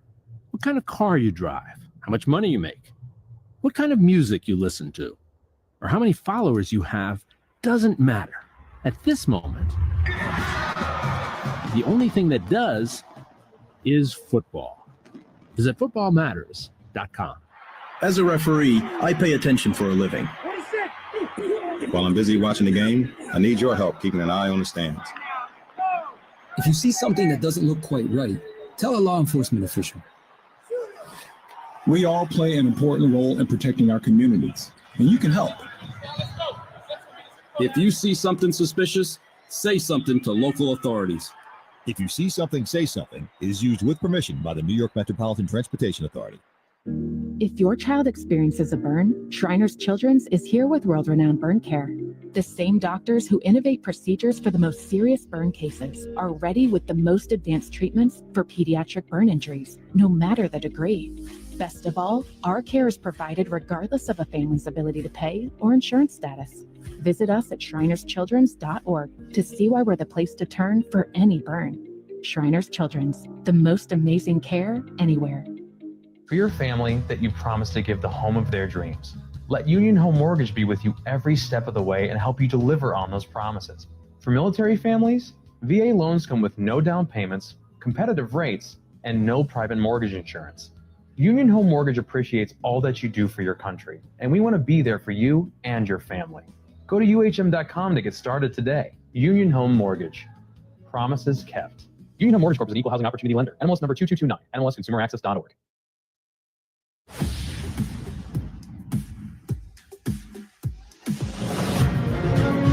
You're in Coca-Cola Bowl season. Now back to the IS4S Salute to Veterans Bowl. 2:41 to play until halftime. Troy leads Jack State 10-7. Bowl-bound teams bring their best, so should you. Nothing says game day like bowl-worthy taste of Hampton Farms peanuts. Bring the flavor, bring the tradition. Hampton Farms, the official peanut of bowl season. Available in your favorite grocer's produce section. Let's get nutty. They're down and 7. Troy trying to score their first offensive touchdown of this game. Their defense gave them a lift to tie this score on the strip sack. this has been an impressive drive by Troy behind Gilcrease at quarterback. And last time Troy was in a position to get points on the board, the Jack State defense came up with a big stop, held them to a field goal. They're looking to do that here again on this third down. Troy 2 of 6 on third down conversions, 3rd down and 7. Lovett line up right hip of Tucker Gilcrease. He'll take the snap, hand it off to Lovett, nothing happening. Tried to cross him up with a run on a 3rd and long, and Lovett's taken down right at the 12-yard line by Taylon Carter, the nose guard. Typically when you see that type of play, you have to think the coaches are thinking, I'm going to go for it on 4th down. We'll see if they stick with that, given they did not pick up many yards on that play. All right, play clock's at 25, game clock's at 2:17, so they can run this down to the 2-minute timeout and discuss it here on a 4th down and 7. So Lovett didn't get much, maybe a half yard, and that's it. So would be surprised if Troy goes here, but we'll find out on the other side. 2-minute timeout. Troy leading by 3, 10-7 at the IS4S Salute to Veterans Bowl. More from bowl season after this from Navy Federal Credit Union. Tim, I'm receiving an important update. Ooh, are you getting night vision? No, I just found out you could get $200 with Navy Federal Credit Union when you refinance your auto loans from another lender. So no night vision? No night vision. Learn more at NavyFederal.org/auto loans. Navy Federal Credit Union. Our members are the mission. Navy Federal is insured by NCUA. Credit and collateral subject to approval. Refinance loan must be at least $5,000 to be eligible for the $200. Terms and conditions apply. Wake up, scroll, eat, school, work, TV, podcast, eat, scroll, sleep, rinse, repeat. We've all been there, stuck in the same routine, day in and day out. But in the U.S. Air Force, you can put an end to this endless cycle. With over 200 career options at bases across the entire globe, your exciting future starts here. To learn more and get started, go to airforce.com. Aim high. In 1917, Agnes and Herbert Greer recognized a need for high-quality cold-rolled strip steel. Their solution? They founded Greer Steel and built a state-of-the-art manufacturing facility to produce the highest quality strip steel available. The company was built one customer at a time. It was built with true relationships. Today, Greer Steel not only remains a leader in the industry, but is an extraordinary resource for clients that demand more efficient production, which increases their profit. With a long reputation as an innovator, the Dover, Ohio mill is home to the Laser Matte Finisher, the only unit of its kind in the United States, plus a gold standard metallurgical lab. I'm John Racy, president of Greer Steel, and Agnes and Herbert Greer were my grandparents. We make steel that will meet your requirements and exceed your expectations. To learn more, visit us at GreerSteel.com.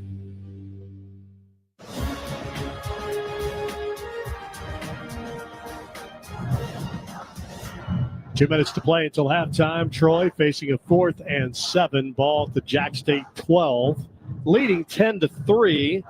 Scott Taylor Renfro, 1 for 1 in the game, hit a 38-yard field goal earlier in this quarter.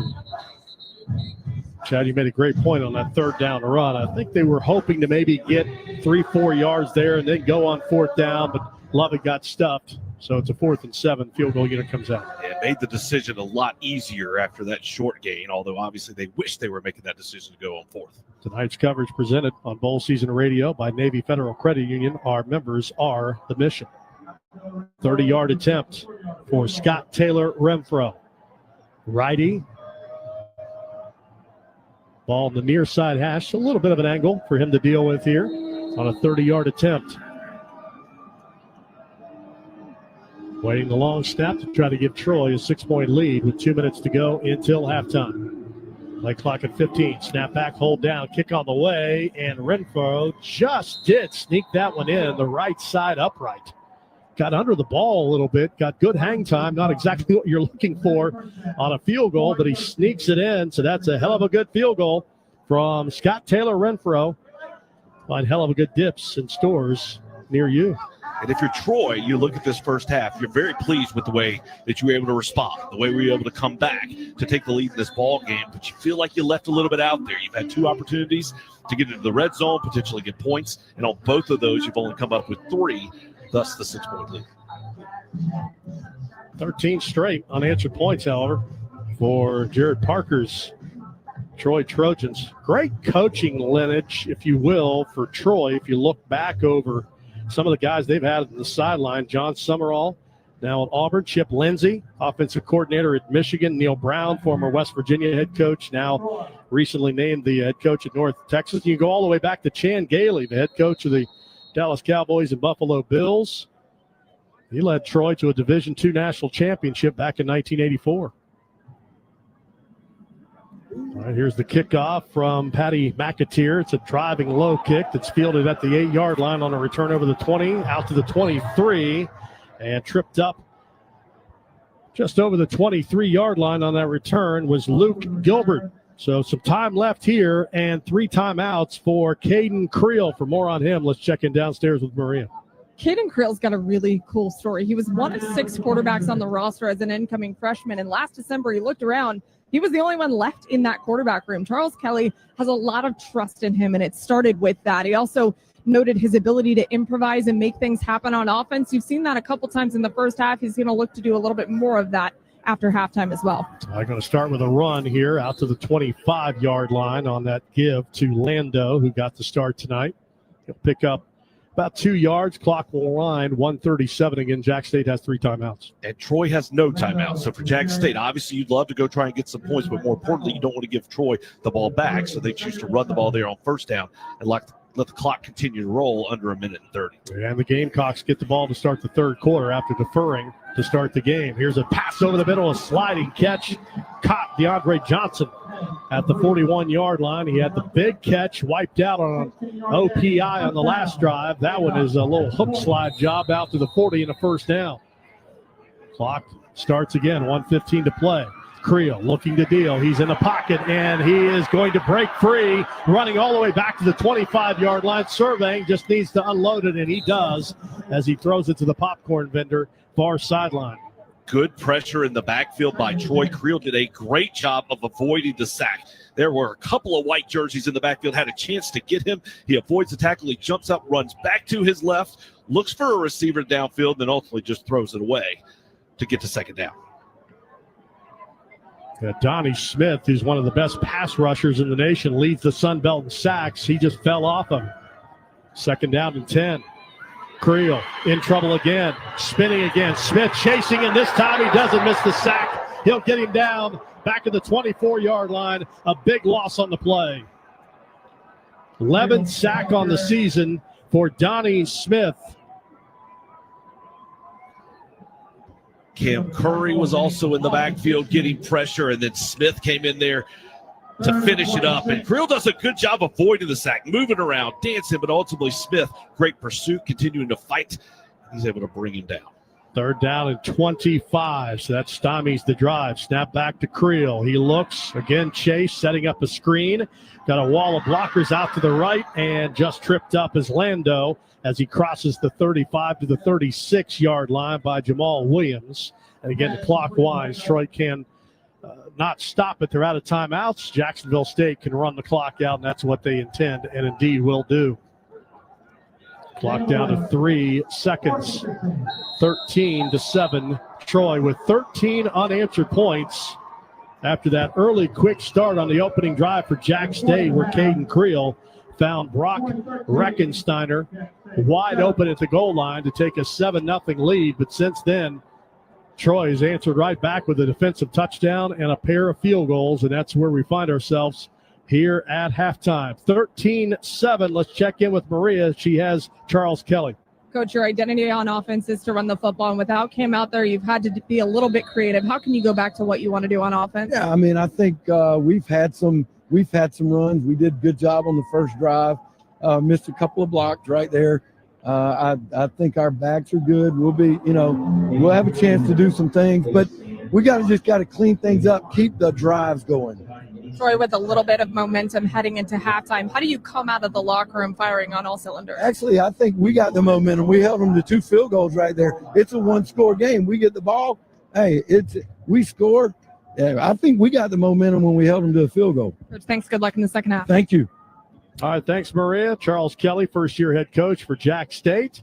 as he is upbeat with the job that his defense has done in that first half. 13-7, Troy leading Jack State at the break by 6. Hoppy Kercheval and Brad Howe coming up next in the Bowl Season Radio studios after this from Hell of a Good Dip. This season, the action isn't just on the field, it's in every game day spread.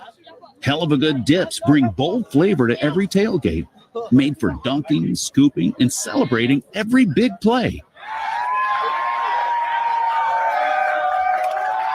Find Hell of a Good in stores near you and follow on Instagram at Hell of a Good Dips. Start dipping with Hell of a Good. Tim, I'm receiving an important update. Ooh, are you getting night vision? No, I just found out you could get $200 with Navy Federal Credit Union when you refinance your auto loans from another lender. So, no night vision? No night vision. Learn more at NavyFederal.org/auto loans. Navy Federal Credit Union. Our members are the mission. Navy Federal is insured by NCUA. Credit and collateral subject to approval. Refinance loan must be at least $5,000 to be eligible for the $200. Terms and conditions apply. What a matchup we've got, folks. Just nonstop action. The energy is electric and the fans are all in. An intense game like this calls for a Coca-Cola. Crisp and refreshing. That's a game changer. Yeah, that taste scores every time. And just like that, they're back at it. Passionate fans and an ice-cold Coca-Cola. Now that's a winning combo. No matter the team, no matter the sport, everyone knows fan work is thirsty work. Enjoy a Coca-Cola. If your child has a common orthopedic condition, that doesn't mean you can only get common treatments. You can choose Shriners Children's. Our world-class care is not limited to insurance networks or to what's been done before. The same doctors who innovate treatments for the most complicated orthopedic issues will help your child grow and develop properly. See what we do at shrinerschildrens.org. Shriners Children's, the most amazing care anywhere. It's halftime at the IS4S Salute to Veterans Bowl. To recap the first half, here are Hoppy Kercheval and Brad Howe. And at the half, Troy leads Jacksonville State 13-7. Brad, and Troy did it without any offensive touchdowns. Well, and we thought this game would probably be close between these in-state rivals, old rivals, and it has been. Good first half. Yeah, absolutely. All right, let's look at some highlights from the first half. Jacksonville State's first possession. They're going without the nation's leading rusher, Cam Cook, came out, warmed up, went back in, Brad, came out in street clothes, so not going because of an injury. But they're still moving with runs by Christian Lando and passing by Caden Creel. 3rd and 4 on the Troy 22, and Creel finds an open receiver. 3rd down, Creel all day to throw. Rolls out, surveys, throws, goal line, wide open, pass caught, touchdown. Pulled in by Brock Reckensteiner. We talked about Jack State's ability to run it, Hop, but it was that aerial attack that got them on the board first. They got great protection up front, and then the strike, as you heard, from Creel to Recksteiner to start the scoring. Jack State on the board first, 7-0. Troy's next possession on 4th and 5 from the Jack State 47, and the Trojans are going for it. Gilcrease, long count, takes the snap. Here comes a blitzer up the middle. He's being chased out to the left, looking, throws, and it is either intercepted or incomplete. Either way, it's going to be Jacksonville State ball. It's ruled incomplete. Yeah, Troy doesn't convert there, and they'd made a quarterback change. Goose Crowder was banged up, had to exit. He turned it over to Tucker Kilcrease, and that led to the 4th down conversion that didn't happen. Jack State just brought great pressure up the middle, and it forced Kilcrease to scramble out of the pocket and ultimately throw it away. So Jack State with great field position, but they can't move the ball, and they punt it away. So the turnover on downs, Brad, does not hurt Troy. Later in the first quarter, Troy with 3rd and 7 from their own 47. Tucker Kilcrease, as you said, in a quarterback for the injured Goose Crowder, but they would go back and forth in the first half. Kilcrease's screen is read perfectly by the Gamecocks, and Troy has to punt. After the punt, this is a big play in the half. After the punt, Jack State starts at their own 12. The Gamecocks try some trickery right here. 12-yard line. Flea flicker. Comes back to Creel. He's in trouble. Has the ball knocked free at the goal line. Troy around it. Touchdown. It was recovered in the end zone by Louis Medina. There was just great pressure straight up the middle from TJ Thompson, who knocked the ball loose, as you heard, and Medina falls on it for the game-tying touchdown. Brad, we love trick plays in bowl season, right? when they work. But this was disaster for Jack State there. So tied up at 7. That's how the first quarter ended. Start of the second quarter. On 4th down, Jack State lines up to punt, but they're going to fake it. Here's the fake, and they're going to dump it, and the ball is dropped at the 50. They set it up. We mentioned on the last punt, Gavin Winstead, the backup quarterback, was in the middle of that wedge, and they had it perfectly, and the ball was dropped. Well, you said we like trickeration in the postseason. The Gamecocks are really opening the playbook, but they just weren't working in the first half. Troy took over after that failed fake punt, had great field position, and cashed it in with a 38-yard field goal to make it 10-7. Yeah, sometimes you're just too clever by half, right? I think that's come back to bite Jacksonville State so far in this half. So later in the quarter, here come the Trojans after a sack on 3rd and 18. Kilcrease back in the quarterback, big 20-yard completion down to the Jacksonville 38. Couple more passes. They're down to 10 on 4th and 7. And Jacksonville State 12, they decide to go for the field goal.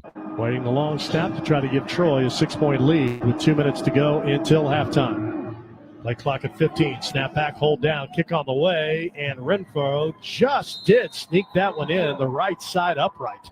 That was an 11-play, 58-yard drive, but it included a conversion on 3rd and 18 that kept that drive alive and led to the field goal. So at the half, Troy 13, Jacksonville State 7 as halftime continues.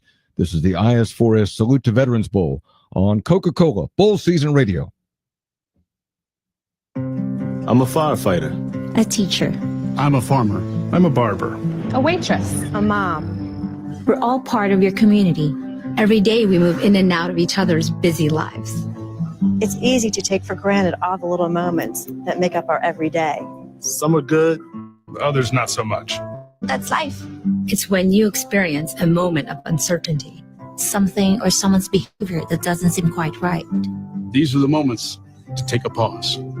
Because if something doesn't feel right, it's probably not. It's not about paranoia or being afraid. It's about standing up and protecting our communities. One detail at a time. Because a lot of little details can become a pattern. We trust our instincts. Just like you should. Because only you know what's not supposed to be in your everyday. So protect your everyday. If you see something suspicious, say something to local authorities. He's going to hit one deep down the field. And it's caught. It's a touchdown. There's nothing like that moment when your team clinches a win.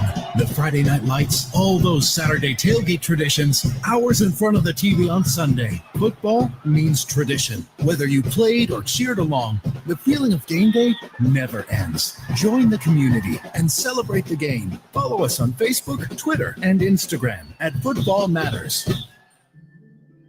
Right after turkey and through the new year, it's bowl season today. From big city lights to cold, snowy nights, it's bowl season today. Our gridiron dreams bring us here for our teams, where the fans tailgate and we all celebrate that it's bowl season today. Happy bowl season, everybody.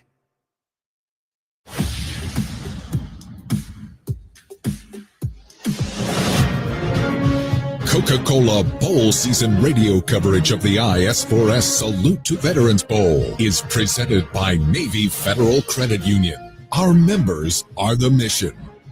And at the half, Troy has a couple of field goals and a defensive touchdown. They lead Jacksonville State 13-7. All right, our coverage of bowl games tomorrow starts at 5 o'clock Eastern, 2 o'clock Pacific. Brad, this is Old Dominion against South Florida in the Staff DNA Cure Bowl at Camping World Stadium in Orlando. What's the story here? Well, the story in this one is really about who's not there. The Bulls will not only be without their head coach, Alex Golish, who's taken over at Auburn, but they'll also be without quarterback Byram Brown. And this is significant, Hoppy. Brown became the 12th player in FBS history to throw for at least 3,000 yards and run for more than 1,000 in the same season. So he won't be available for South Florida. On the other side, the Monarchs are without their talented quarterback, Colton Joseph, who also is a 1,000-yard rusher and accounted for 34 touchdowns on the season. So great opportunity for some others to step up on both sides of the ball. And some of those things we like to see during bowl season. You hate when the guys opt out, but at the same time, we also see stars emerge. I was just going to say, it does give an opportunity for new stars to be born, and we'll be looking at in game 1 tomorrow. And then later tomorrow night, it's the 68 Ventures Bowl in Mobile, Alabama, as Louisiana takes on Delaware. What do you have? Well, Delaware, this is a pretty fascinating story. They're appearing in their first bowl game ever after moving up from the FCS ranks last year. The Blue Hens are only one of only 4 programs since 2012 to make a bowl game in its first season in the FBS. On the other sideline, Louisiana comes into this one riding a 4-game winning streak and features the early captain of our bowl season all-name team. That'd be quarterback Lunch Winfield. Lunch is looking to eat, Hoppy, and add to his 627 yards rushing and a team-leading 9 touchdowns on the ground. It was just too obvious. I know you had to go there. All right, more from our halftime show after this from Scooter's Coffee, official coffee of bowl season. Today's cup of Scooter's coffee was hard-earned in the trenches of School Zone Triumph. That pickup line is always a crawling mess of SUVs and minivans.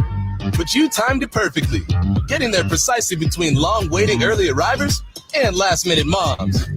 Even got a nice job from the oldest. Sure, he called your bruh, but you'll take it. So enjoy that Scooter's coffee, you pickup line prodigy. You earned it. Scooter's Coffee. You earned it. Aisleseats.com is your source for tickets to all types of events, sports, concerts, theater, and virtually anything else that takes a ticket. If your event is sold out or you can't get the quality of seats that you're looking for, that is what we specialize in. Great seats to the hottest events. We can also help if you're on a budget. Many tickets are priced below face value. Best of all, Aisleseats.com has none of the service charges that other sites are famous for. The price you see is what you get. Visit Aisleseats.com. That's aisle with an A. AISLESEATS.com. Before the bright lights on Sunday, before the draft and pro contracts, greatness starts here. It's the East-West Shrine Bowl, January 27th, 2026, at the Ford Center at the Star. A century-old tradition and the first step to NFL stardom. Every play supports game-changing outcomes at Shriners Children's. The 2026 East-West Shrine Bowl. Today's All-Stars, tomorrow's legends. Visit shrinebowl.com for tickets starting at $26. This season, the action isn't just on the field. It's in every game day spread. Hell of a Good dips bring bold flavor to every watch party. Made for dunking, scooping, and celebrating every big play. Find Hell of a Good in stores near you and follow on Instagram at Hell of a Good Dips. Start dipping with Hell of a Good.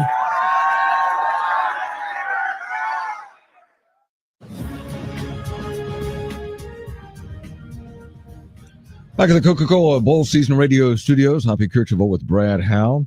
And the IS4S Salute to Veterans Bowl at the half, it's Troy 13, Jacksonville State 7. And Brad, a sad note tonight. Chuck Ninus has died. And Brad, Chuck Ninus was one of the most significant figures in college football, I think, in the last half century. You agree? Yeah, so influential, and what a long and varied career he had in college athletics. Hop, listen to this. Former commissioner of the old Big 8, which then became the Big 12, of course. He was a longtime president of the College Football Association, the CFA, and he had a groundbreaking time while he was there. He helped challenge the NCAA's control of schools' television rights. So that really took the industry and turned it on its head and ushered in this new era of television rights. He then went on to run a successful search firm for nearly 20 years, and finally, late in his career, served as the interim commissioner of the Big 12 and presided over some expansion for that league. So you talk about a guy that did a bunch of different things across 40, 50 years in college athletics. Chuck Ninus was that guy. I mean, just a very significant figure. We remember when he came in to help out the Big 12. I mean, it was chaos, and he came in and straightened things out and got things squared away. Steadied the ship, added some new schools to that league, and allowed it to thrive and move forward. Yeah, Chuck Ninus was 93 years old, so a sad passing there of Chuck Ninus. Brad, some stats from the first half. You've looked at them. What stands out to you? Well, a couple things stand out. First of all, how about Troy getting all 10 of its points off turnovers or failed trick plays? We talked about that in the highlights earlier. But here's a couple things that really jumped to me. Jacksonville State, so good on the ground. I know they're without the nation's leading rusher, so that changes that offense significantly.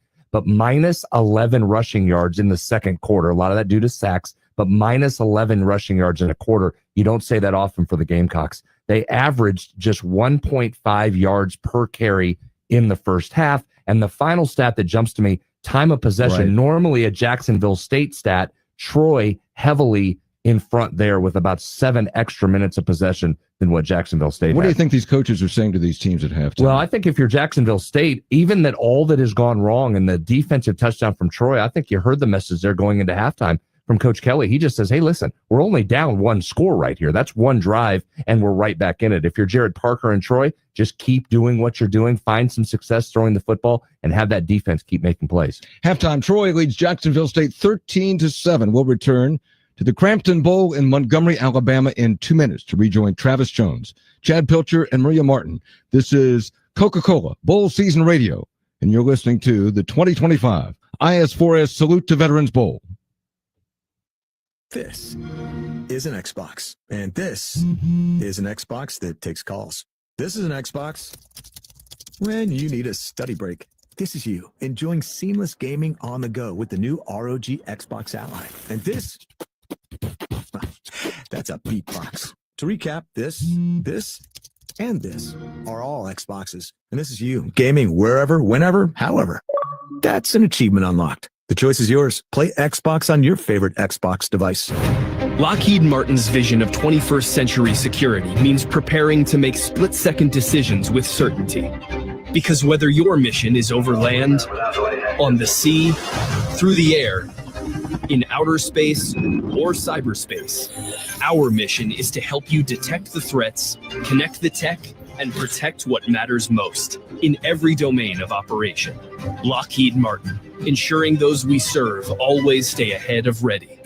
JLab is powering the 2025 college football season with incredible earbuds, headphones, and speakers, and supporting elite athletes from powerhouse programs nationwide, including Ohio State's Julian Sayin and Carnell Tate, Indiana's Fernando Mendoza, Arkansas's Taylor Green, and Vanderbilt's Martell Height Jr. These incredible players elevate every rep. Traveling game day with JLab earbuds, headphones, and speakers. JLab, your kind of tech, straight from the lab. Shop at JLab.com, Amazon, and retailers everywhere. If your child has a common orthopedic condition, that doesn't mean you can only get common treatments. You can choose Shriners Children's. Our world-class care is not limited to insurance networks or to what's been done before. The same doctors who innovate treatments for the most complicated orthopedic issues will help your child grow and develop properly. See what we do at shrinerschildrens.org. Shriners Children's, the most amazing care anywhere.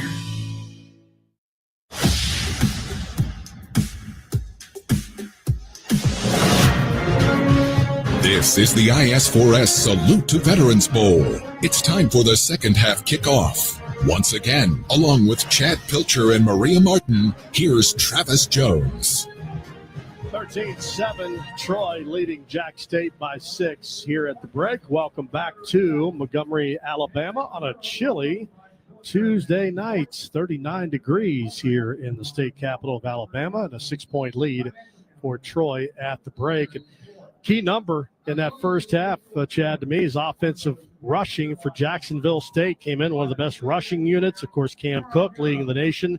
Not available tonight. 14 carries, 21 yards. Great job by Troy's defense. They've been outstanding. Obviously, Cook not being in the game makes a big difference. But this is a team has multiple guys that are capable of running the football. They average close to 300 yards a game. To be sitting at 21 is pretty impressive. Yeah, conversely, Troy, 55 yards on 18 carries for a team that struggled to run the football all season. And their 2 quarterbacks have combined for 81 yards passing. Number's not going to knock your socks off, but Troy's been efficient.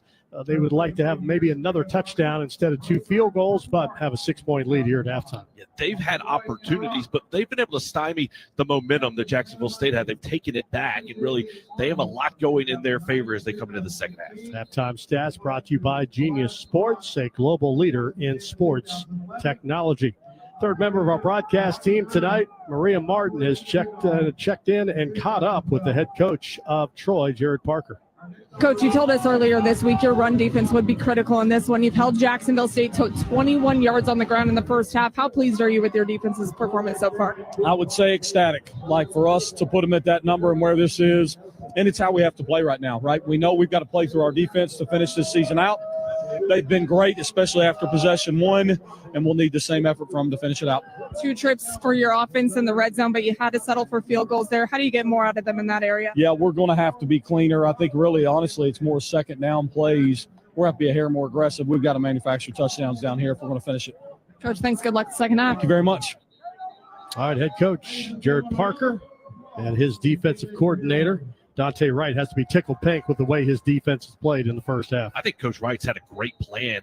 It's tough enough to prepare for a rushing offense like Jack State, but even tougher when you say, I don't know who's going to play. I'm not sure if Cook's going to play, but you have to have a full game plan to come up and stop him. And then as soon as the game starts, you're okay, let's go to plan B and get ready for other guys running the football that you haven't seen carrying the football that much. And so it's been really well done throughout this ball game by this Troy defense. All right, what about the other side? Clint Trickett in his last game with Jack State. He's going to head to Arkansas as the offensive coordinator.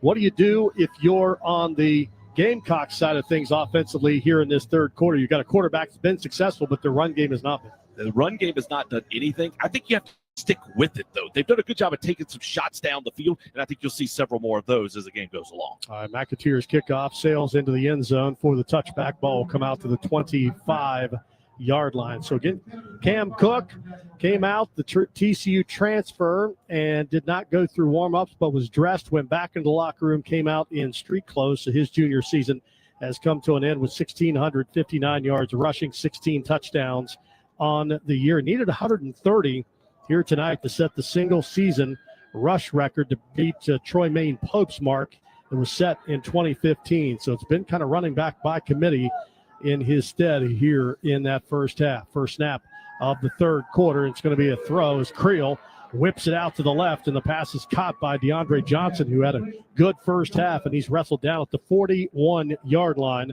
on Johnson's third catch of the night, now for 35 yards. And good recognition by Creel there. Had the safety rolling over the top. He's able to fit that ball in nicely between the corner and the safety. Jack State plays with tempo, and they go NASCAR again from the 41-yard line. Creel takes the snap, all day to throw. Pocket collapses. He runs forward and will get a gain out to the 43-yard line before he is chased down by a pair of Troy Trojans led by Stephen Catledge, the middle linebacker.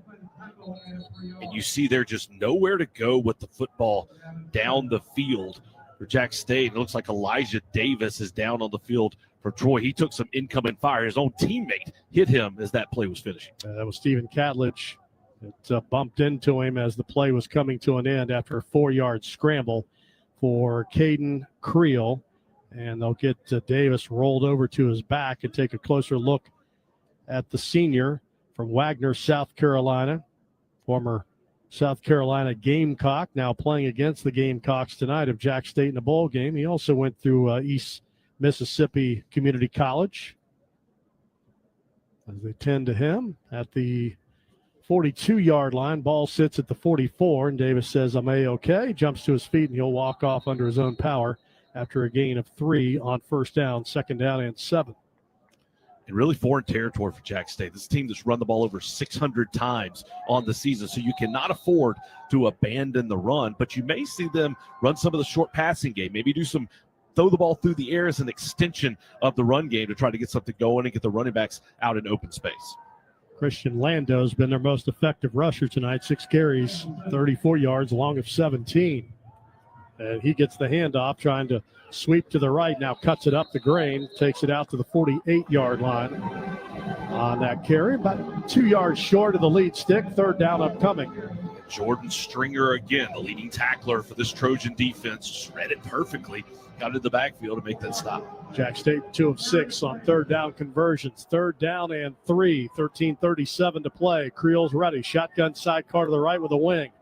That wing's the tight end. Baldwin, he comes in motion. Snap is back. Creel steps up into the pocket. Scrambles out to the right, being chased, and he's going to run out of real estate. He'll dive to the 45-yard line. That's going to be well short of the lead stick. Jamal Williams, the bandit backer, chased him down. It's going to be fourth down on a loss of 3 on the play, 4th and 5. Another job once again by Creel just to keep the play alive, but he wanted a couple of his teammates as he started scrambling to the right side towards Jack State sideline. He wanted a teammate to release down the field to give him someone to throw the ball to, but no one did. They had already turned around to try and block, and that gave Troy time to get there and make the tackle. Connor Donaghy on to punt, standing at the 30-yard line. Peyton Higgins is deep to receive it. Rugby-style kick, takes 3 steps to his left and bangs it down. Higgins camps out under it, takes the fair catch at the 12-yard line with 12:42 remaining in the third quarter. Troy has the ball and a 13-7 lead. Scooters Coffee, the official coffee of bowl season. We'd like to congratulate the athletes and staff on hand for their hard work and commitment that earned them a place in tonight's exciting bowl game. Scooters Coffee, amazing drinks, amazing people, amazingly fast. All right, Troy ball, 12:42 remaining. Again, they've scored 13 unanswered points in this game. And we understand that Goose Crowder was retaped and is good to go here in the third quarter of play. Fully loaded gun, but Tucker Kilcrease remains in at quarterback. Takes the shotgun snap. Tucker, quarterback draw, runs forward and runs right into the awaiting arms of the defensive end. That's Emmanuel Obibajo. He made the stop after a gain of just 3 on the play. Started out with the quarterback draw. Full go, try to release. You saw the running back released out of the backfield, but just read so well. And that's why I think even though Crowder is good to go, Kilcrease with his legs, it gives you a number of options, and he's healthy in this ball game. So not surprised they would decide to go with him here. No gain. Second down and 10. Handoff goes to Lovett, and Lovett tries to feel his way off the right side. He gets stood up and driven back. He'll also get back to the line of scrimmage. Nothing happening off that right side. Good flow to the ball by the Gamecocks. It'll bring up third down and 10. Lovett now 8 carries, 23 yards, and a third and long upcoming. You talk about the chess match of a football game. Obviously, both of these coaching staffs, you go in at halftime, you make adjustments. And Jack State, they've had 2 nice stops on the first plays. They have a chance to get off the field here on third down. Twins to the right. Flanker to the left. That's the wide side left. Snap back to Kilcrease. Stands in the pocket. Backpedals. Surveys. Now runs forward. Is going to tuck it. Throws a stiff arm, but cannot lose the defender at the 11-yard line as he is ripped down, and a great open field tackle made on the play again by Mark Woods. Kilcrease looking down the field, nowhere to go. He tries to get to the outside, but just good pursuit once again by Woods to get there, make a good strong tackle, and that's going to bring on the Troy punt team. Yeah, the backup safety played at Middle Tennessee before transferring. Makes the stop at the line of scrimmage. And Evan Crenshaw will stand 2 yards deep in the end zone, awaiting the long snap. It's back. Light pressure comes, and he boots it. Spiraling kick. Fair catch is called for and taken at the 43-yard line by Michael Petway. 10:51 remaining in the third quarter. Troy on top 13-7 as both teams have exchanged punts here in the third. We'll return to the IS4S Salute to Veterans Bowl after this from IS4S. As a military and veterans-focused company, we understand the importance of our mission, sharing common values with veterans and current military personnel. We're integrators, engineers, researchers, standing for what's right and bringing our best to the fight. We meet the needs of our military past, present, and future by developing technologies to protect our nation's freedom. IS4S. Speed with discipline. Wake up, scroll, eat, school, work, TV, podcast, eat, scroll, sleep, rinse, repeat. We've all been there, stuck in the same routine, day in and day out. But in the U.S. Air Force, you can put an end to this endless cycle. With over 200 career options at bases in our globe, your exciting future starts here. To learn more and get started, go to airforce.com. Aim high. Today's cup of Scooters coffee was hard-earned through parallel parking perfection. Oh, the stakes were high, the spot was tight, and everyone was watching, including that red hatchback that wanted to shark the spot. But you rose to the occasion. Use the mirror trick you learned from the internet and, well, earn the respect of everyone on the boulevard. No backup cam? No problem. So enjoy that delicious cup of Scooters coffee, you parallel parking wonderkind. Scooters coffee. You earned it. A 43-yard field goal with a ticket to the championship on the line. Here's the snap. The kick is... At this moment, who you voted for doesn't matter. What kind of car you drive, how much money you make, what kind of music you listen to. or how many followers you have doesn't matter. At this moment, the only thing that does is football. Visit footballmatters.com.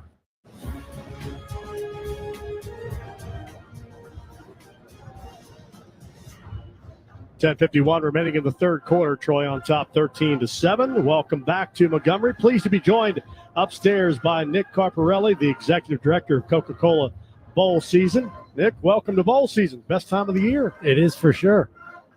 So tell me about the Coca-Cola partnership. I know you're excited about adding Coca-Cola this season. Yeah, very exciting. You know, bowl games have been around for 100 years, but the bowl season brand has only been around for 5 or 6 years. The executive directors of all the bowl games got together and said, hey, we need to market and promote ourselves collectively. So they hired me. We launched bowl season, created our logo, our website, our social media, and we've kind of been building to this point where bowl season would have enough value for a global iconic brand like Coca-Cola to see that value and invest in us really validates everything we've been doing.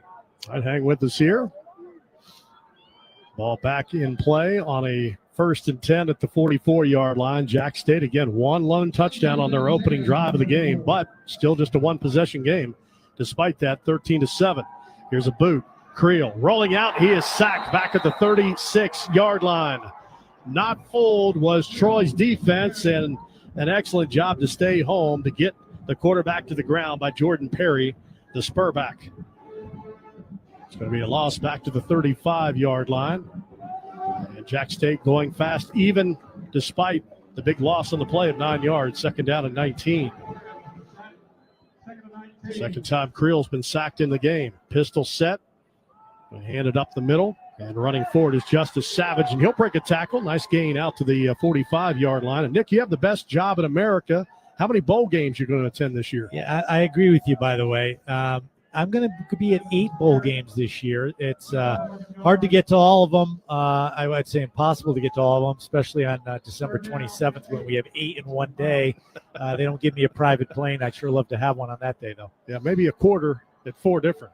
There you go. You could swing that.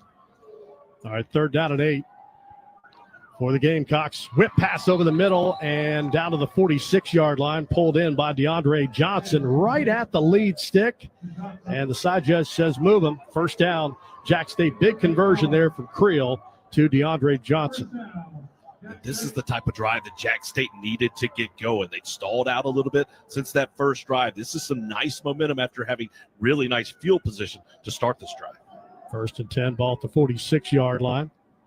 Double wing out of the pistol.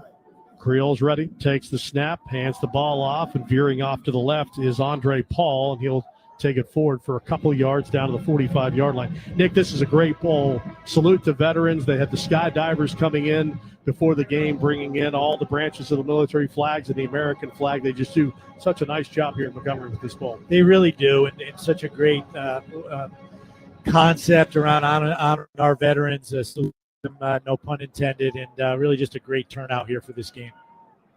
2nd down and 8, clock winding with 8:39, 3rd quarter. Jacksonville State across midfield for the first time since the opening quarter. And here's a give and a big hole for Justice Savage. And they have found something here with Savage, the redshirt freshman. His first series takes the ball down to the 35-yard line on the 1st down. And what you're seeing here is these Jack State offensive linemen getting to the 2nd level. They're getting a body on those Troy linebackers. That's what's enabling these extra yards to be gained.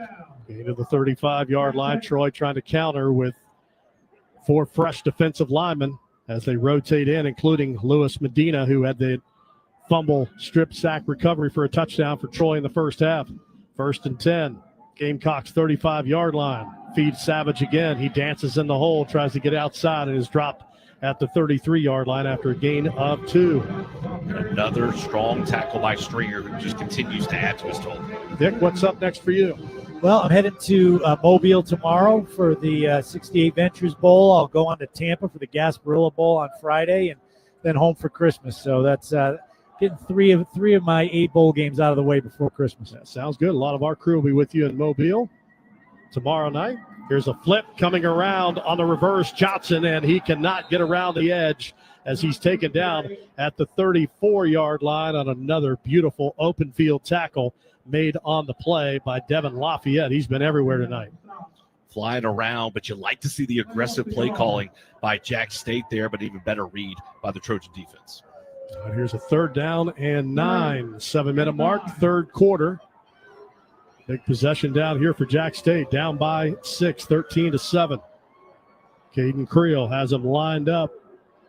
Jack State just 3 of 8 on 3rd down conversion. Johnson, single receiver into the boundary to the right. Twins to the left.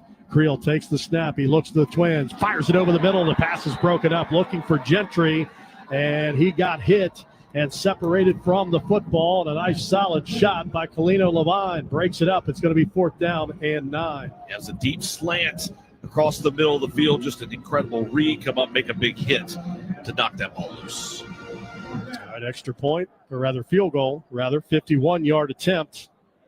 As coming on is Garrison Ripa. This would match his career high of 52 yards, actually 51, as the spot is at the 41-yard line. Left-footed kicker, Ripa, awaiting the snap. It's back, and he's going to boot it, and it's angling towards the uprights, and the kick is good. So Garrison Ripa nails a 51-yard field goal for a hell of a good field goal. 51 yards for Garrison Ripa. Find hell of a good dips in stores near you. Nick, football season, big thanks for stopping by. Thanks for having me. That is Nick Carparelli, Executive Director of Coca-Cola Bowl Season. 6:35 remaining in the 3rd quarter. Jack State has cut the lead to 3. You're listening to Coca-Cola Bowl Season coverage of the 2025 Salute Veterans Bowl. He's going to hit one deep down the field.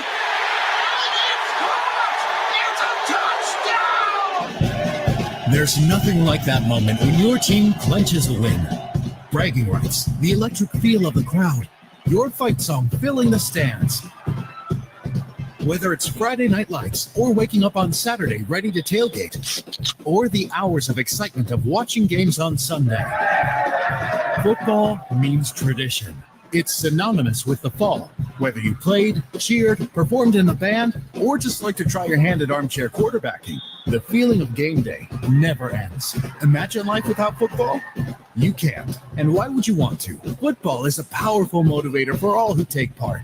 Football matters in our lives. What a finish! I can't believe we witnessed that today. Join the community and celebrate the game. Follow us on Twitter, Facebook, and Instagram at Football Matters. Aisleseats.com is your source for tickets to all types of events, sports, concerts, theater, and virtually anything else that takes a ticket. If your event is sold out or you can't get the quality of seats that you're looking for, that is what we specialize in. Great seats to the hottest events. We can also help if you're on a budget. Many tickets are priced below face value. Best of all, Aisleseats.com has none of the service charges that other sites are famous for. The price you see is what you get. Visit Aisleseats.com. That's aisle with an A. AISLESEATS.com. Wake up, scroll, eat, school, work, TV, podcast, eat, scroll, sleep, rinse, repeat. We've all been there, stuck in the same routine, day in and day out. But in the U.S. Air Force, you can put an end to this endless cycle. With over 200 career options at bases across the entire globe, your exciting future starts here. To learn more and get started, go to airforce.com. Aim high.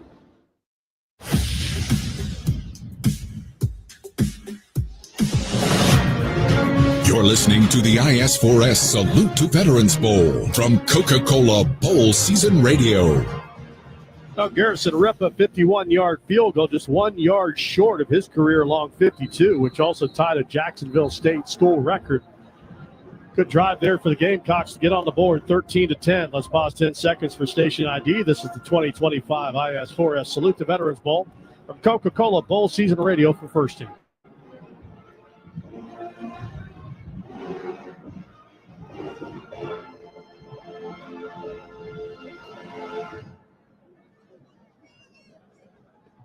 Nine plays, 22 yards, 4:16 off the clock. And Ripa's 51-yard field goal cuts the lead in half, 13-10. MV Sport, the official provider of Bowl Bound shirt program with bowl season.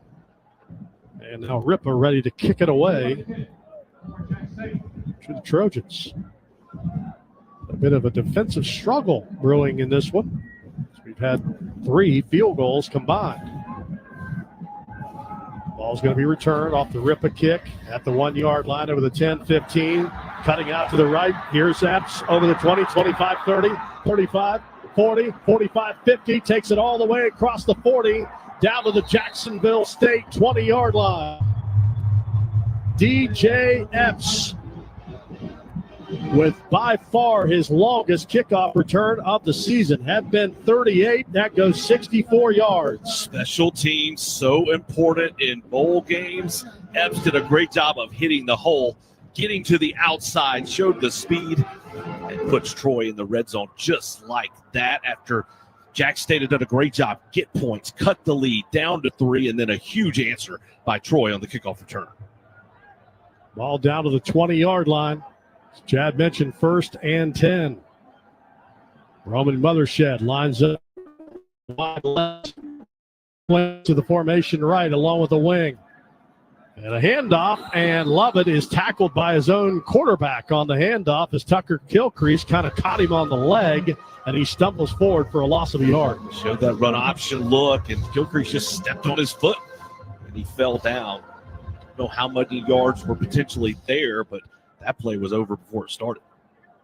2nd down and 11 as Goose Crowder looks on, wearing a jacket, again cleared to play, but it's been all Tucker Gilcrease here in this 3rd quarter for Troy, the backup quarterback. 2nd down and 11. Gilcrease takes the snap, fakes out to the right, avoids the rush, now runs outside the numbers, and is going to be shoved out of bounds by Max Sanders just inside the 21-yard line as he got maybe a half yard, if that. It's a 3rd down and long. Gilcrease did a nice job of eluding the defenders. That's one of those plays you'd probably rather see your quarterback just toss it out of bounds rather than take a hit on the sideline. He was tumbling over advertisements there on the Troy sideline, but a 3rd and long. And one thing Coach Parker said for Troy, 2nd down was so important. We've got to be better on 2nd down. On 2 drives to start this half, they've gotten no yards on either of those 2nd down plays. Throw down here for Tucker Gilcrease. 6 of 9, 68 yards. Takes the snap, looks right, now backpedals. He is sacked, sandwiched back at the 31-yard line. First on the scene was Quay Hood, the defensive lineman. Gets him at the 31-yard line and a loss on the play. First sack of the season for Quay Hood. After this makeshift offensive line for Troy did such a really nice job in the first half, you could see Jack State starting to get a lot of pressure into the backfield, really making it difficult for this Troy offense here in this 3rd quarter. Shane Peyton Hodges also there to finish the play. Scott Taylor Renfro is on for a field goal. He's been perfect on the night. This will be a 49-yard attempt at the post to the left to try to give Troy back a 6-point lead. Renfro is ready. He's 2 for 2. Snap back, hold down. Kick is away for Renfro, and that kick is wide and no good. He missed it off to the right. So to battle these kickers tonight, Scott Taylor Renfro is the first to flinch. First miss, 4-10, 3rd quarter. Jack State gets the stop. They'll get the ball down 3 with the score. Troy 13, Jack State 10. Now this from Hell of a Good Dip.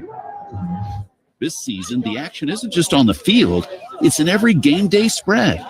Hell of a Good dips bring bold flavor to every tailgate, made for dunking, scooping, and celebrating every big play. Find Hell of a Good in stores near you and follow on Instagram at Hell of a Good Dips. Start dipping with Hell of a Good. What a matchup we've got, folks. Just nonstop action. The energy is electric and the fans are all in. An intense game like this calls for a Coca-Cola. Crisp and refreshing. That's a game changer. Yeah, that taste scores every time. And just like that, they're back at it. Passionate fans and an ice-cold Coca-Cola. Now that's a winning combo. No matter the team, no matter the sport, everyone knows fan work is thirsty work. Enjoy a Coca-Cola. Tim, I'm receiving an important update. Ooh, are you getting night vision? No, I just found out you could get $200 with Navy Federal Credit Union when you refinance your auto loans from another lender. So, no night vision? No night vision. Learn more at NavyFederal.org/auto loans. Navy Federal Credit Union. Our members are the mission. Navy Federal is insured by NCUA. Credit and collateral subject to approval. Refinance loan must be at least $5,000 to be eligible for the $200. Terms and conditions apply. 68 Ventures is a team of risk takers and progress makers moving the Gulf Coast forward. Real estate development is our business, but investing in people and communities is what we live for. 68 Ventures is the proud sponsor of the 68 Ventures Bowl, hosted right here in our local area in Mobile, Alabama. We're developing communities, investing in the future of the Gulf Coast, and building the leaders of tomorrow. Learn more at 68ventures.com. 68 Ventures. Bet on you.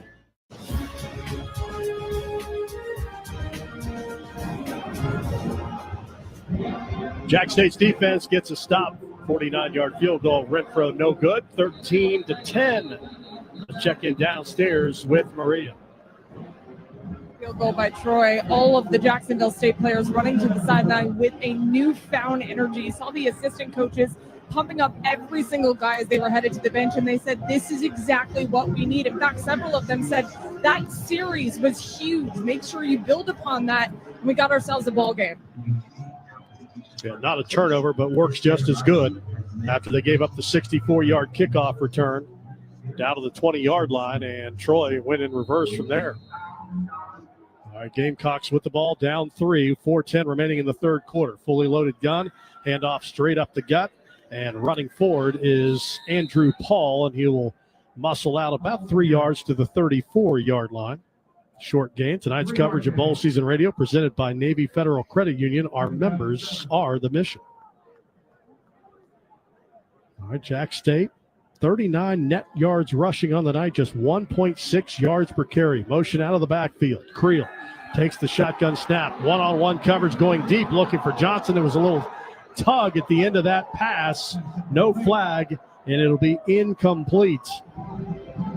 Step for step was Jamal Williams, and he may have gotten away with one at the end of that route. You saw the contact. You heard the Jack State crowd wanting to see a flag. To me, looked like probably incidental contact. I like a no call there, but I like the aggressive play call by Jack State as well. Maybe you get the flag. Maybe you get the big completion that could really turn the momentum in this game.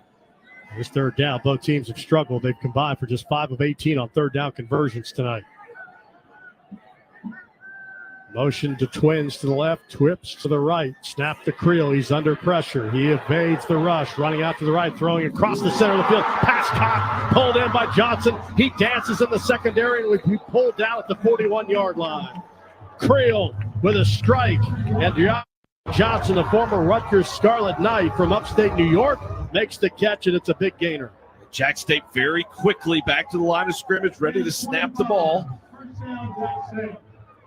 31 yards on that completion. Creel, play action, throws a quick pass dropped at the 36-yard line, trying to get it to Michael Petway. And Petway had a defender's leg up on him and flips that defender down. No flag comes out and will play on. That was Devin Lafayette. More chippiness between these teams, which we've seen all night long. But let's go back to that previous play. A phenomenal job by Creel to avoid the sack, to get outside. And then you always hear from a quarterback, don't throw back across your body. He did into triple coverage, but DeAndre Johnson went up to make that catch. Second down and 10. That drop squelches the momentum momentarily. Creel fakes inside, busts the outside, and will run out of bounds at the 34-yard line. Threw a beautiful dead leg there that left the defender flat-footed, and he was able to get around him and pick up positive yardage. That was Donnie Smith, the rush end, who came crashing upfield at Creel with some nifty footwork. That's the impressive athleticism that you've seen from Creel all season long, making guys miss, getting to the outside, and putting the Gamecocks in a manageable third down situation. Third down and 4 from the 35-yard line. Shotgun sidecar to the right. Now Creel does a check with me. Will bring a receiver. That's Pearson Baldwin, the tight end, tight to the formation. Set him up in a wing to the left. Creel takes the snap. Deep drop. Has all day. He's going money shot, and the pass is incomplete. Foot got tangled. No flag comes out. Incidental contact as the intended receiver, Cade Glover, got tripped up down inside the 5-yard line. And Coach Charles Kelly is fired up. I thought It was a good no call last time. I think that one, the flag should have come out. Well, here's a flag thrown by the line judge, and this is going to be on Jack State's sideline. Looked like there was a push. The feet certainly got tangled up. It looked like there was a little bit of a push there right before the tripping. After the play is over, unsportsmanlike conduct. Jacksonville State's head coach, 15-yard penalty, 4th down. And that's a killer because it takes them out of field goal range, and the down counts. Would have been a 52-yard field goal from there, and now they'll have to punt. Terrible timing on that flag, but I think the reason you saw it was a carryover from they wanted the pass interference on the prior play, and they certainly felt like they should have gotten it on that one. As you saw White try to undercut that deep ball on the post route. Jacksonville State crowd is loud. They did not like that no call or the call against their coach. Well, we play on. Connor Donaghy is on to punt. Snap is back. He takes off, light rush, and boots it. And it will sail out of bounds. See where the official will mark it out as he's walking up the near sideline, and will step it off at the 16-yard line. So defenses again rise up. Troy gives up the big pass play, and Jack State has all the momentum. You know, you go back, and they drop that 1st and 10 when they kind of had it rolling here, and that squelched the drive. College football continues on Coca-Cola Bowl Season Radio. Coming up tomorrow, the Staff DNA Cure Bowl with USF and Old Dominion, 5 p.m. Eastern, followed by the 68 Ventures Bowl with Louisiana and Delaware at 8:30 Eastern. Blue Hens playing in their first ever bowl game. 2:11 to play third quarter. Kilcrease looking on the wheel route instead. Throws underneath. Pass caught by Ra Thomas out to the 25-yard line for a gain of 9 on first down. And Kilcrease really had a couple of different options that time. He goes to the short route on Thomas. He had Jordan Love at the running back coming out on the wheel. Had a chance to get him a little deeper down the field if he wanted to. Instead, a nice 9-yard gain to start this drive. Tucker Kilcrease now 7 of 10. 76 yards through the air. Neither Troy quarterback has thrown a touchdown or an interception. Kilcrease now going to swing it out to Lovett. He breaks 1 tackle and will get the first down on a short gain. Only needed 1, got 2 out to the 27-yard line and a first down before he is tackled by Caleb Nix. You think back to what Jacksonville State Coach Charles Kelly said at half. Maybe he lost some momentum. He felt like he had the momentum because they held Troy to those 2 field goals, and then they come out really fired up, excited here in the second half. Had a lot of excitement on that last drive, and now Jack State defense looking to see if they can come with a stop against this Troy offense. 1st and 10 from the 27. Kilcrease looking to deal again. Looks, fires, and the pass is intercepted.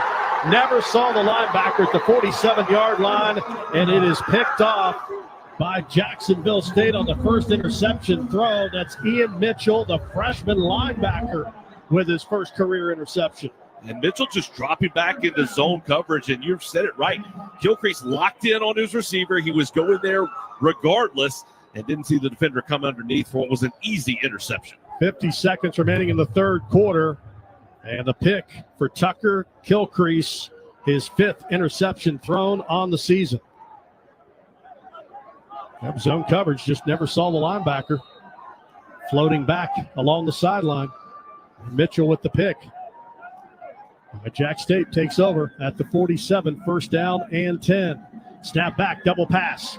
Out to the right, looking to throw it. That's Cade Cunningham, the 3rd-string quarterback, and he's going to wheel it down the field, and it's not open. Good coverage on the back end, so the transfer from Marshall comes in. And we've seen 3 different quarterbacks on the field now for Jack State at different times, as Wimstad also tried a 4th down fake. I love the aggressiveness again. That one was read very quickly by the Troy defense. Jack State had 2 receivers stacked on both sides, the backwards pass, and then just well defended down the field. That was Cunningham's just 2nd pass attempt of the season. They'll go back to the run game here and run it down to the 45-yard line in a short gain of a couple of yards. Check in downstairs with Maria for more on that exchange with head coach Charles Kelly and the line judge. Yeah, it's been a wide range of emotions down here on the Jacksonville State sideline, as you can imagine. Headsets were thrown, some colorful words were used, ones that I can't repeat right now. But he was all fired up. And if you talk to Charles Kelly outside of this, he'll tell you, I am the biggest competitor possible. You saw that on full display, and honestly, his team responds the exact same way. After the interception, they were juiced up again. They ride the wave of their head coach, and he is certainly feeling that on the sidelines right now. 3rd down and 8. We had motion. Cameron Griffin, the left offside guard, defense, moved. number 11, entering the neutral zone, causing the offense to react. 5-yard penalty, 3rd down. Yeah, Elijah Davis initiated that by coming across and got Cameron Griffin, who's normally the left guard. He's playing right tackle tonight with the shuffling to move. It's a big penalty. You go from a 3rd and a longer now to a very 3rd and very short, and you'd like to think Jack State may be in 4-down territory as we come back after the end of this 3rd quarter. End of 3 with the score. Troy 13, Jack State 10 from the 2025 IS4S Salute the Veterans Bowl. More after this from Shriners Children's Charities. Before the bright lights on Sunday, before the draft and pro contracts, greatness starts here. It's the East-West Shrine Bowl, January 27th, 2026, at the Ford Center at the Star. A century-old tradition and the first step to NFL stardom. Every play supports game-changing outcomes at Shriners Children's. The 2026 East-West Shrine Bowl. Today's All-Stars, tomorrow's legends. Visit shrinebowl.com for tickets starting at $26. Lockheed Martin's vision of 21st century security means preparing to make split-second decisions with certainty. Because whether your mission is over land, on the sea, through the air, in outer space, or cyberspace, our mission is to help you detect the threats, connect the tech, and protect what matters most in every domain of operation. Lockheed Martin, ensuring those we serve always stay ahead of ready. JLab is powering the 2025 college football season with incredible earbuds, headphones, and speakers, and supporting elite athletes from powerhouse programs nationwide, including Ohio State's Julian Sayin and Carnell Tate, Indiana's Fernando Mendoza, Arkansas's Taylor Green, and Vanderbilt's Martell Height Jr. These incredible players elevate every rep. Travel and game day with JLab earbuds, headphones, and speakers. JLab, your kind of tech, straight from the lab. Shop at jlab.com, Amazon, and retailers everywhere. Wasabi is purpose-built to free your business from skyrocketing storage costs and fees from the big guys. Wasabi is the go-to provider for professional and collegiate sports teams around the world. Check out Wasabi's AI-enabled intelligent media storage, Wasabi Air, and the industry's only cloud storage service with triple protection against cyber criminals. Wasabi, driving innovation and data storage for up to 80% less than market competition. Try for free at wasabi.com.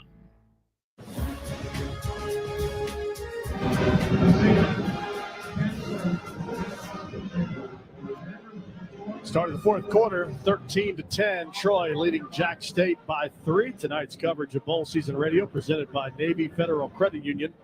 Our members are the mission.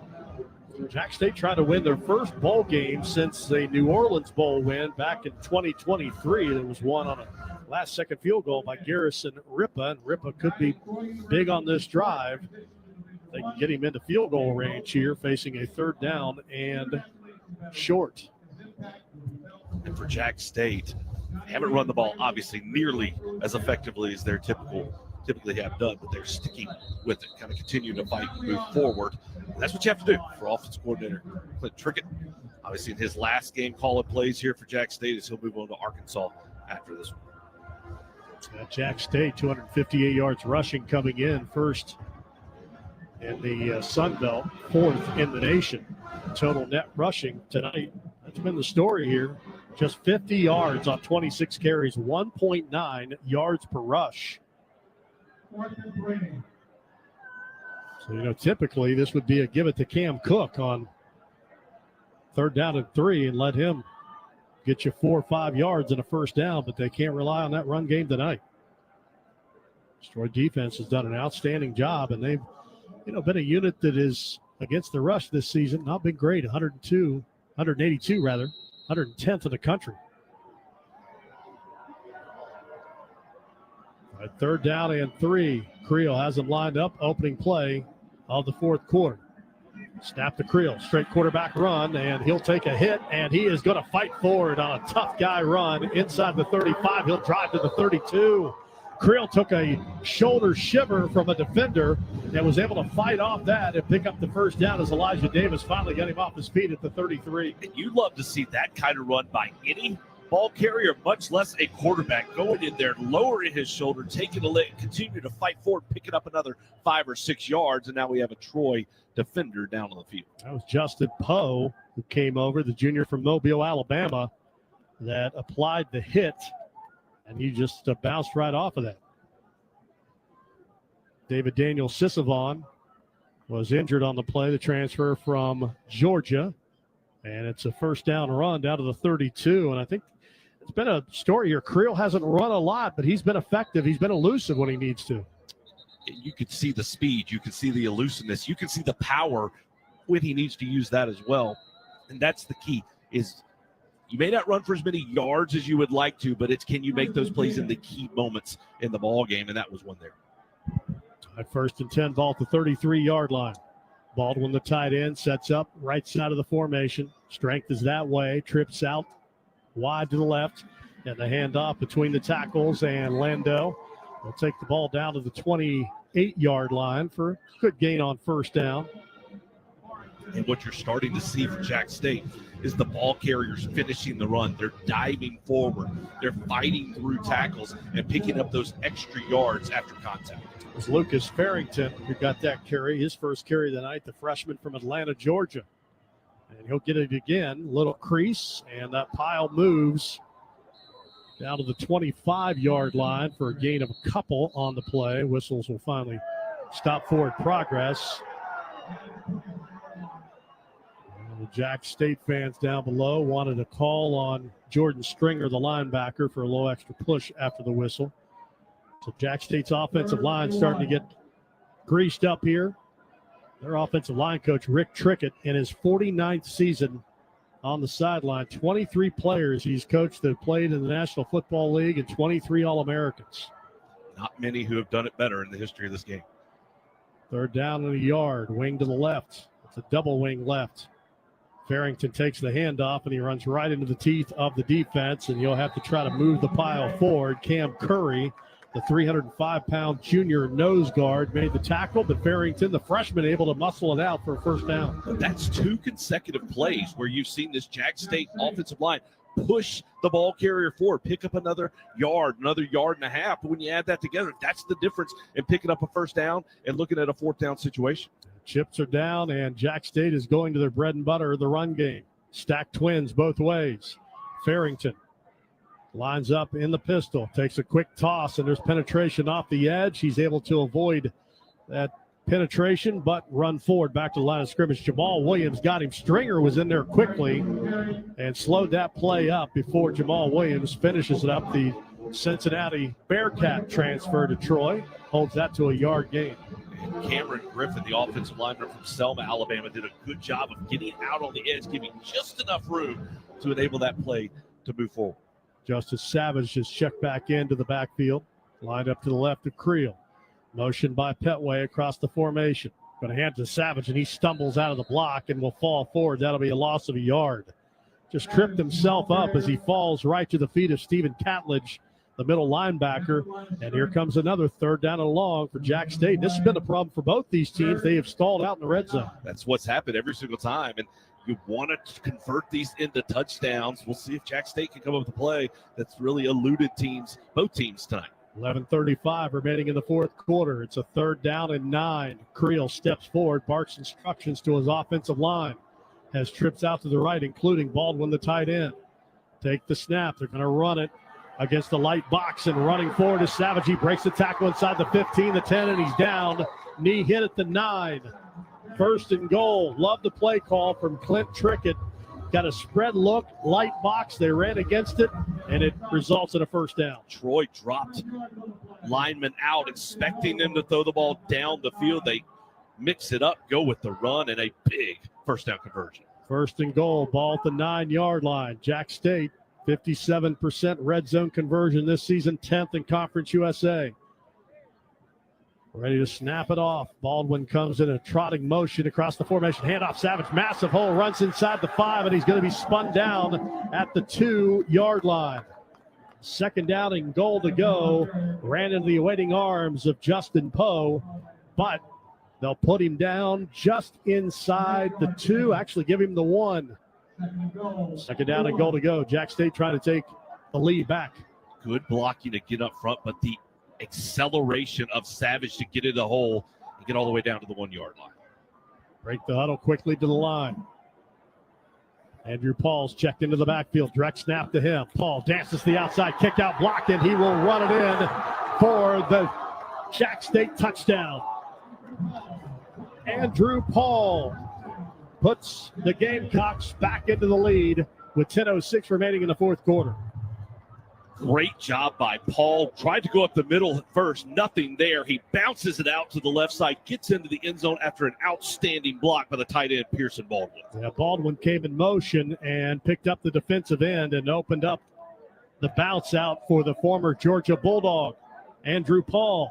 Extra point at the post to the left for Garrison Ripa to try to make this a 4-point game. Snap back, kick on the way, and the kick from Ripa is up and good. That's a hell of a good extra point from Garrison Ripa. Find hell of a good dips in stores near you. New ball game, 10:06 remaining in the fourth quarter. Jack State 17, Troy 13. This is the 2025 IS4S Salute to Veterans Bowl. Back after this from Navy Federal Credit Union. Tim, I'm receiving an important update. Ooh, are you getting night vision? No, I just found out you could get $200 with Navy Federal Credit Union when you refinance your auto loans from another lender. So, no night vision? No night vision. Learn more at NavyFederal.org/auto loans. Navy Federal Credit Union. Our members are the mission. Navy Federal is insured by NCUA. Credit and collateral subject to approval. Refinance loan must be at least $5,000 to be eligible for the $200. Terms and conditions apply. This season, the action isn't just on the field. It's in every game day spread. Hell of a Good dips bring bold flavor to every watch party. Made for dunking, scooping, and celebrating every big play. Find Hell of a Good in stores near you and follow on Instagram at Hell of a Good Dips. Start dipping with Hell of a Good. He's going to hit one deep down the field. And it's caught. It's a touchdown. There's nothing like that moment when your team clinches a win. The Friday night lights, all those Saturday tailgate traditions, hours in front of the TV on Sunday. Football means tradition. Whether you played or cheered along, the feeling of game day never ends. Join the community and celebrate the game. Follow us on Facebook, Twitter, and Instagram at Football Matters. Protecting our nation's future, a mission we don't take lightly. Our team rapidly develops technology that's future-focused, ethics-led, and battles the status quo to be ready for whatever comes, whenever it comes. Because when you stand for what's right, there's no limit to what you can achieve. We are IS4S, speed with discipline.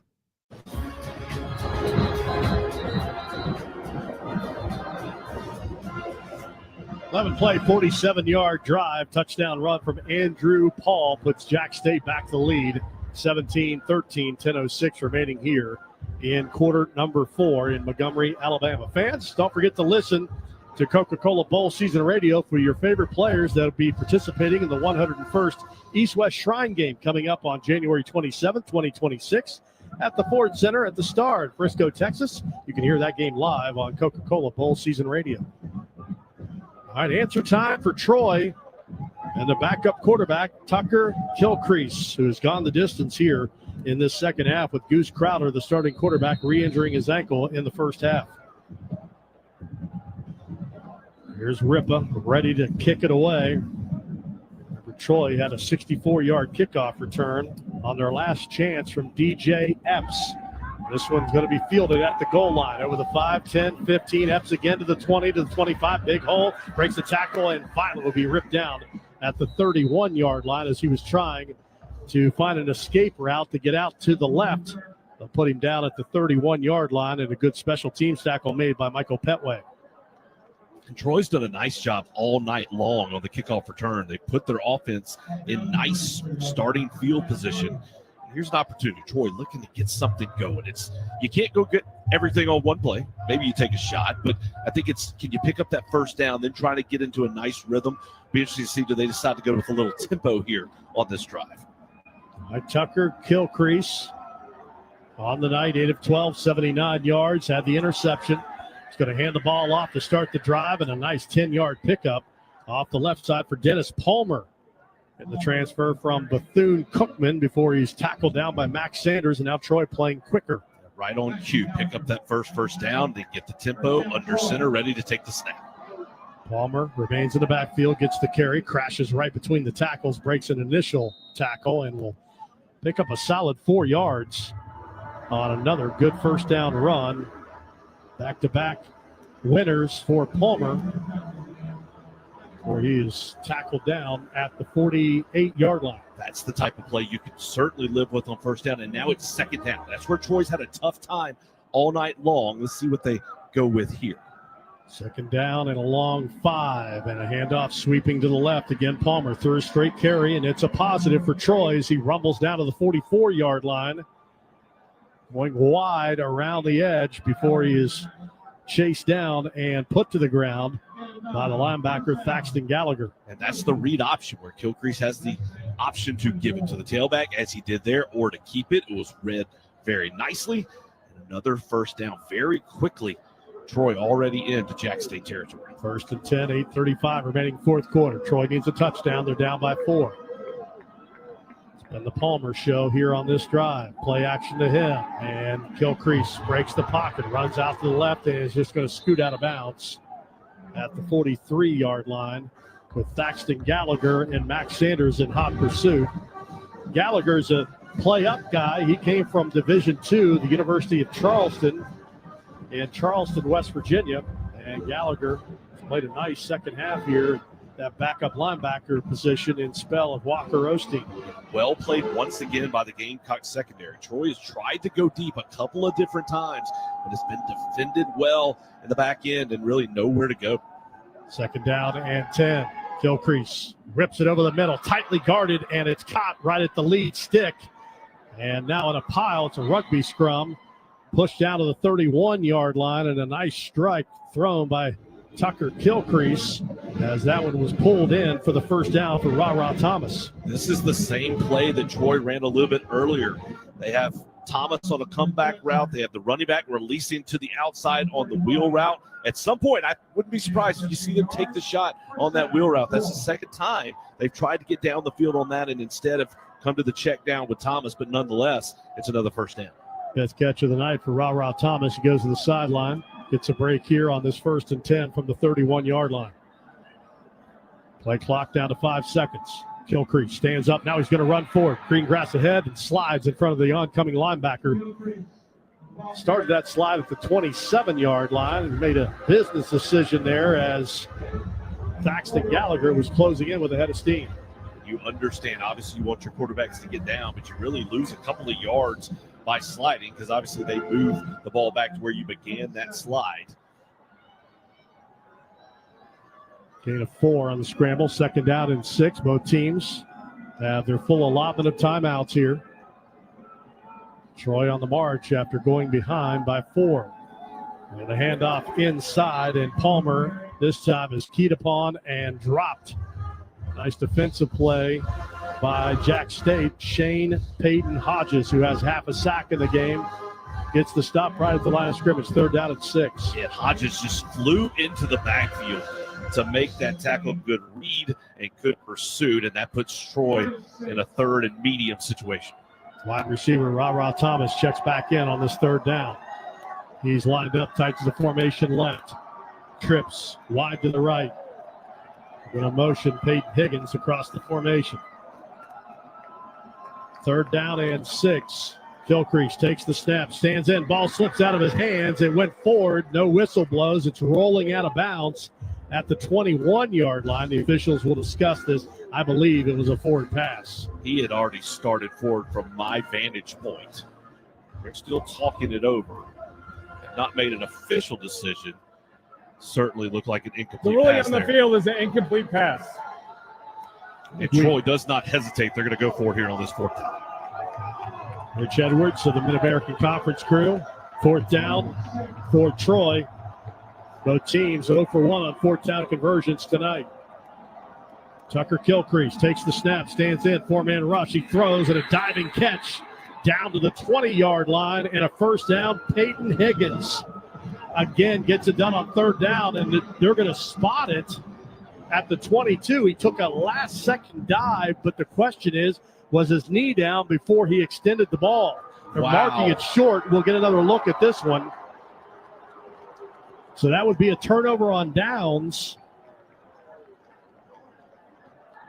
And we'll see if we get a review. First, we're going to go to immediate timeout, which will help Troy because the officials upstairs can take a look at this. 5:34 remaining in the game.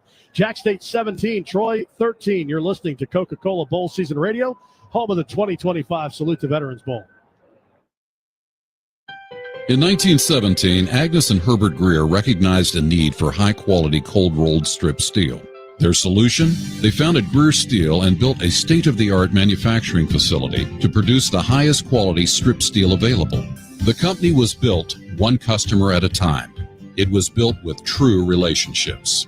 Today, Greer Steel not only remains a leader in the industry, but is an extraordinary resource for clients that demand more efficient production, which increases their profit.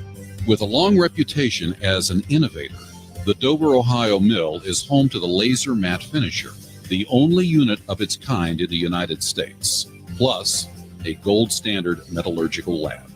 I'm John Racy, president of Greer Steel, and Agnes and Herbert Greer were my grandparents.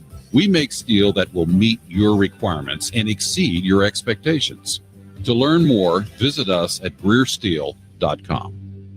There's been a change in the world of healthcare and in how you'll find your next job. Technology has made it possible. If you're planning your next career move, temporary contract, staff position, a local assignment, or even per diem shifts, look to Staff DNA. You can see all jobs with pay and full details in one place with no need to register. Plus, customize the pay to suit you and your family's needs right in the app with no recruiter needed. Staff DNA, the #1 app for finding healthcare jobs. Download it now. Right after turkey and through the new year, it's bowl season today.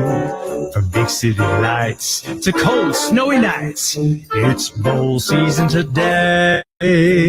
Our gridiron dreams bring us here for our teams, where the fans tailgate and we all celebrate that it's bowl season today.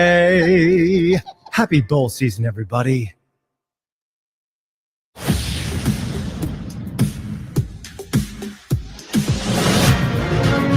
Coca-Cola Bowl Season radio coverage of the IS4S Salute to Veterans Bowl is presented by Navy Federal Credit Union. Our members are the mission.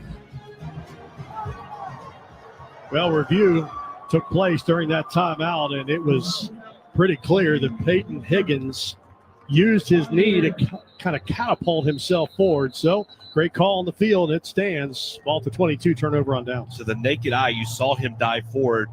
Looked like he got to the 20, but as you said, that knee hit right at the 22. Good call by the officials, and now Jack State has the ball with 5:34 left to go in this ballgame. 3 timeouts for Troy. Navy Federal Credit Union, proudly serving all branches of the armed forces, veterans, and their families, no matter where you are in your military career. Navy Federal has the products and resources to help you navigate your finances. Learn more at NavyFederal.org. Our members are the mission. All right, 5:34 to play. Jack State, following their second touchdown drive of the night, have the ball back, and they hand off between the tackles to Justice Savage, the former state champion high school football player from Atlanta. Bring it forward for 3 yards, second down and 7. And despite not having as effective a running game as they might have hoped tonight, now is when Jack State wants to rely on that run game, move the chains, keep the clock running. There's been a lot of Savage and some Paul in short yardage. We've not seen Christian Lando much here in the second half. Might be nicked up. Second down and 6, 5-minute mark remaining. Tight end Baldwin sets up to the left of the formation. Creel takes the snap, hands the ball off again. Massive shot applied. There is Lando. He might be nicked up now as he takes a big-time hit right in the hole by Justin Poe. Yeah, the free safety was walked down, playing basically a linebacker on that play, and he came flying up to make a big-time hit to force a third down. No gain, 3rd down and 6. Line to gain the 32-yard line. Jack State leading by 4, 17-13. Creel barking instructions, has Lando lined up to his right. Creel ready, sprints out to the right, survey, pressure is on, being chased by 3 defenders, and he's drug out of bounds. Back at the 24-yard line, Jordan Stringer got to him and sacks him down and gets him out of bounds. Clock will wind outside of 2 minutes, 4:05. It's rolling, and Jack State's going to have to punt it back. Great individual effort by Stringer, but great team defense by Troy. Great coverage in the secondary, great pursuit by both the defensive line and the linebackers. Just like that, Jack State goes 3 and out, and they'll wind up to punt it away. Callage and White were in hot pursuit there, and it was Stringer who got him down. Connor Donaghy on to punt again, standing at the 11-yard line. Again, rugby style, takes 2 steps to his left, boots it back to the right. Fair catch called for and taken at the 32-yard line by Peyton Higgins. So 3:30 to play, 3 timeouts for Troy. They need a touchdown, down by 4 to try to keep their 7-game winning streak against Jack State alive. You're listening to Coca-Cola Bowl Season Radio in the 2025 Salute to Veterans Bowl. A 43-yard field goal with a ticket to the championship on the line. Here's the stuff. The kick is. At this moment, who you voted for doesn't matter. What kind of car you drive, how much money you make, what kind of music you listen to, or how many followers you have doesn't matter. At this moment, the only thing that does is football. Visit footballmatters.com. As a referee, I pay attention for a living. While I'm busy watching the game, I need your help keeping an eye on the stands. If you see something that doesn't look quite right, tell a law enforcement official. We all play an important role in protecting our communities, and you can help. If you see something suspicious, say something to local authorities. If you see something, say something is used with permission by the New York Metropolitan Transportation Authority. If your child experiences a burn, Shriners Children's is here with world-renowned burn care. The same doctors who innovate procedures for the most serious burn cases are ready with the most advanced treatments for pediatric burn injuries, no matter the degree. Best of all, our care is provided regardless of a family's ability to pay or insurance status. Visit us at shrinerschildrens.org to see why we're the place to turn for any burn. Shriners Children's, the most amazing care anywhere. For your family that you promised to give the home of their dreams, let Union Home Mortgage be with you every step of the way and help you deliver on those promises. For military families, VA loans come with no down payments, competitive rates, and no private mortgage insurance. Union Home Mortgage appreciates all that you do for your country, and we want to be there for you and your family. Go to UHM.com to get started today. Union Home Mortgage. Promises kept. Union Home Mortgage Corp is an equal housing opportunity lender. NMLS number 2229. NMLSconsumeraccess.org.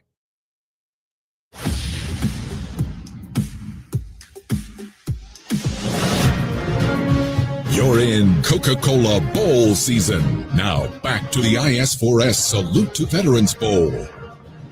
3:30 to play in the 4th quarter. Troy, who's been one of the more successful teams in bowl season as of late. They had a 5-game bowl win streak snapped by the Duke Blue Devils in the 2023 Birmingham Bowl. They need a touchdown to maybe kickstart another bowl streak. Down by 4, 17-13. Troy has the ball, 3 timeouts, 3:30 on the clock. Fully loaded gun for Tucker Kilcrease. Troy been held to just 181 yards of total offense so far in this ball game. They'll need to go 67, 3 minutes and 30 seconds to pull out this win. Kilcrease takes the snap, stands in, late pressure comes, and he floats it out to the outside. Pass is intercepted at the 36-yard line, picked off by Tyron Taylor. That ball floated on Kilcrease, got late pressure in the pocket by Thaxter Gallagher on a late blitz, and it's picked off. We have a flag down That is going to be post-interception on the Jax State sideline. I think they came off the sideline. Trying to get the ball down the field to DJ Epps, but it looked like Tyron Taylor was the one running that route. Just did a great job of reading it, staying back, ran under the ball, goes up to make the catch, got his foot down. Jax State will take over. The ruling on the field is an interception. After the play is over, unsportsmanlike conduct, Jacksonville State, player coming out to the middle of the field that was not participating in the game. That is his first unsportsmanlike conduct foul of the game. First down. Well, the problem is he's not participating. He wasn't even in uniform. The guy that came out, a player in street clothes, came off the sideline. But, yeah, just a case there. Gilcrease thought he had something on the outside. DJ Epps streaking, and as you mentioned, just a much, much better job by Taylor to run the route. He overthrew him by 2 or 3 yards. Just an easy interception. Well done by Taylor. All right, Troy has 3 timeouts, 3:23 plus the 2-minute stoppage. See if this offensive line, which has been the strength for Jacksonville State all season, can end this game and pick up some first downs. They're going to need a handful at least. And they'll start with a run up the middle on first down, going to Lando, and he'll get maybe 2 yards. Hard yards at that. Clock winds, 3:07 remaining in the fourth quarter of play. On the line here is that battle for the old school bell. 64th meeting between these two Alabama in-state rivals. And Jax State trying to snap a 7-game losing skid in this series to Troy, although they have the overall series lead. Low snap. Good job by the quarterback, Creel, to go down and get it, and he runs forward on the option read to the 22-yard line. Troy will take their first timeout with 2:37 to play. Good timeout by Troy. That was a nice run once again by Creel. Had a chance to potentially make a tackle in the backfield or right at the line of scrimmage. Did Troy, but Creel did a good job of avoiding that tackle, picking up a couple of extra yards. We're at a 3rd and medium. 3rd down and 6, 2:40 to play. Troy can stop it 2 more times. Now Clint Trickett, the offensive coordinator for Jax State. Here's where you earn your money. 3rd and 6. Do you run the ball? Force Troy to take another timeout if you don't get the first down. If you throw it, it's got to be something safe. I think you want to go with your best play. You're at this point in the ball game, especially in a bowl game. What is my best play to try to pick up this first down? Because, again, if you do pick up that first down, then you're in a really good spot. Clint Trickett, the former Florida State, West Virginia Mountaineer quarterback, offensive coordinator for Jax State, headed to Arkansas next season. See what he dials up here. 3rd down and 6. Creel, hard count, trying to get some 5 free yards there. Nobody moves. Pearson Baldwin flexes out as a receiver out wide to the right. Play clock at 10. Cade Creel is ready. Barks and takes. Pocket collapses, fires over the middle. Johnson breaks a tackle, 40, rumbles, 45 out near midfield. Well, you mentioned their best play. Well, why not their best player tonight, DeAndre Johnson? Michael Petway came to the outside to clear out the route. Johnson came underneath on the slant, well thrown by Creel. Just a really nice execution by Jax State and a big gain to pick up the first down. And now Troy will call its 2nd timeout with 2 minutes and 13 seconds to go. DeAndre Johnson, 6 catches, 101 yards on the game. And that completion gets Creel up to 173 yards, 14 completions, and 1 touchdown. Troy, 1 timeout remaining and the 2-minute stoppage, 2:20 to play. Down by 4, Jax State leading 17-13. College football continues on Coca-Cola Bowl Season Radio. Coming up Wednesday, Staff DNA Cure Bowl with the Bulls of South Florida and Old Dominion, 5 p.m. Eastern Time. And then join us following that game for the 68 Ventures Bowl from Mobile, Alabama, Louisiana, and Delaware, 8:30 Eastern Time tomorrow night on Coca-Cola Bowl Season Radio. We've reset the game clock to 2:20. Jax State run down here on 1st and 10 at the Gamecock 49-yard line. That's indeed what they do. It's Lando will just stick his nose up in there and get back to the original line of scrimmage. Troy will take their final timeout with 2:15 to play. And Jack State most likely will run it again and get us down to the 2-minute timeout. And Troy's hoping we have a big third down conversion on the other side of that. And now's the chance for Troy. You've got to take risks defensively. You bring up the pressure, try to get a stop. Obviously, the goal, you've got to come up with a stop here. A first down ends the ball game. So you're going to take a little extra gamble. You're going to bring a couple extra guys walk down to try and stop the run, which is obviously what you would expect Jacksonville State to do here. What a great job Charles Kelly has done in his first year in his program, replacing Rich Rodriguez. Only had 47 players when he showed up on campus on scholarship. He added 51, got 26 of those in the portal. Has blended this thing together, and he's on the cusp of a 9th win. 2 minutes and 15 seconds away from a long-time assistant coach, first-time head coach, Creel. Quarterback run, gets a kick-out block. He'll turn inside the 50 and dive in play to keep that clock running as he gets down to the 47-yard line, and a heads-up play there by the sophomore. Caden Creel will get us to the 2-minute timeout. All right, Troy out of timeouts. Big 3rd down and 6 when you return to the 2025 IS4S Salute to Veterans Bowl with the score. Jack State 17, Troy 13. Back to Montgomery, Alabama after this from Navy Federal Credit Union. Tim, I'm receiving an important update. Ooh, are you getting night vision? No, I just found out you could get $200 with Navy Federal Credit Union when you refinance your auto loans from another lender. So, no night vision? No night vision. Learn more at NavyFederal.org/auto loans. Navy Federal Credit Union. Our members are the mission. Navy Federal is insured by NCUA. Credit and collateral subject to approval. Refinance loan must be at least $5,000 to be eligible for the $200. Terms and conditions apply. Before the bright lights on Sunday, before the draft and pro contracts, greatness starts here. It's the East-West Shrine Bowl, January 27th, 2026, at the Ford Center at the Star. A century-old tradition and the first step to NFL stardom. Every play supports game-changing outcomes at Shriners Children's. The 2026 East-West Shrine Bowl. Today's All-Stars, tomorrow's legends. Visit shrinebowl.com for tickets starting at $26.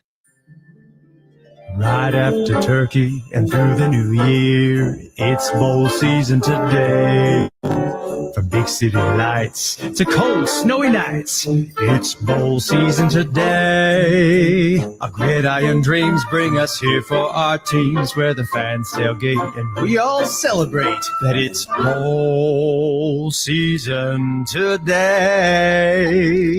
Happy bowl season, everybody. What a matchup we've got, folks. Just nonstop action. The energy is electric and the fans are all in. An intense game like this calls for a Coca-Cola.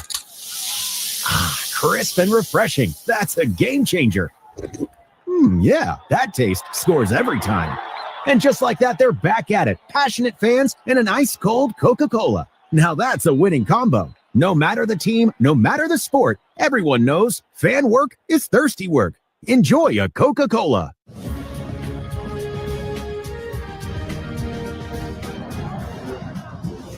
Two minutes to play, fourth quarter. Jack State leading 17-13, facing a 3rd down and 6 from the Troy 47-yard line. Let's pause 10 seconds for station ID. This is the 2025 IS4S Salute to Veterans Bowl. Coca-Cola Bowl season radio for First Team.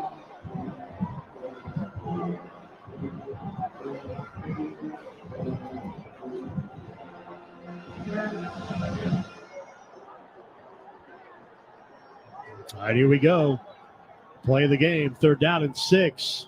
Jack State can end it with a 3rd down conversion. Need to get the ball to the 41-yard line. Last time in this spot, they went to DeAndre Johnson. Creel's ready. Snap is back. Going to keep it on the ground. He hands the ball off, and Troy is all over that handoff. The Savage is going to be ridden down right at the line of scrimmage. So going to be about 111 or so. On the prior 3rd down, Jack State was aggressive, put the ball in the air, was able to come up with a big gain. This time, see no timeouts left for Troy. They decided to keep the ball on the ground. Get a very minimal gain, but obviously Jack State's now going to let the clock run down. And Imagine they'll call a timeout with just a second or so left on the play clock. It should be about 1:14 or so if they bleed this down to 1 before Charles Kelly takes the timeout. So Troy's going to have a chance here. It will be 1:13 as the game talks do burn their first timeout. 17-13. Facing a 4th down and 6 from the 47. And just tell your punter from Ireland, the freshman Connor Ghana, just get this away. This away. Your defense has played so well all night long. You want to try and pin Troy back as best you can and then trust your defense to come up with yet another stop.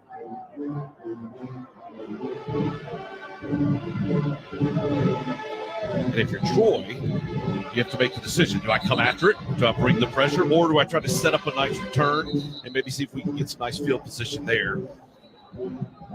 So that's the decision-making going on both sides for these coaches. I'll say this, maybe for both coaches, this game might not have been as crisp as they would have liked. You obviously got some guys out on both sides, but you can tell these are two teams that had successful seasons. These are kids that are competing, and they have played really hard all night long, and now you have a game in the last minute. It's going to come down to the last drive. Has been solid tonight. 5 punts, 42-yard average, and the kick is away, and it is effective. High in the air, running up on it. Fair catch called for and taken to the 21-yard line by Peyton Higgins. So 79 yards away for Troy, 106 and no timeouts. Good job by Higgins there. To come up and make the fair catch. By doing that, he saves position, but also time as the ball doesn't roll. So every second's going to matter here for Troy. They'll need to go 80 yards with no timeouts. Brian Williams, the defensive coordinator for Jack State, sends his unit out on the field. Ball officially at the 20, so 80 yards away for Tucker Kilcrease and the offense. 1st and 10. Ra Thomas has been his favorite target on the game. Kilcrease takes the snap, stands up in the pocket. 3-man rush, runs forward, 25, scoots to the 30, takes a shoulder, and is shoved out of bounds at the 31-yard line. And that is a big break for Troy because Kilcrease was not going to go out of bounds. Instead, he got escorted out of bounds by R.J. Rayner. Picked up the first down where the clock would have stopped momentarily, but obviously it stopped because he was able to get out of bounds. 1st and 10 from the 31-yard line. Kilcrease, again, 3-man rush for playing defense behind it, and the ball's deflected in the air and falls incomplete at the 40-yard line as it was batted down by Talon Carter. That's the challenge as a quarterback. Obviously, you want to take shots down the field, but with Jack State only rushing 3, there are a lot of defenders in the secondary, so you have to be really smart at the quarterback position, but also you only have so much time, so you've got to take those shots down the field and see if you can't fit it in between the seam. 2nd down and 10, 54 seconds to play. Kilcrease has been picked 2 times in this game tonight. Twins to the left, twins to the right. Lovett is in the backfield as a protector. Snap back, Kilcrease looks, late pressure comes. He's going to run forward, trying to find an escape route, finds one, he's going to slide. Clock will roll, did not get the first down to 37. It's 3rd down and 5, 40 seconds. Troy, you can't spike it here because you don't have a down to spare. It's 3rd down. Kilcrease takes the snap, runs and throws, and the pass is incomplete. Low throw at the 50-yard line as it comes skipping in to his intended target and falls incomplete.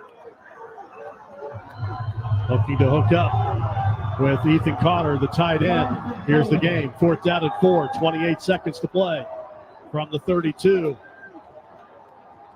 Gamecock fans down below us come to their feet. 4th and 4, and Troy has not converted a 4th down tonight. They're 0 for 2.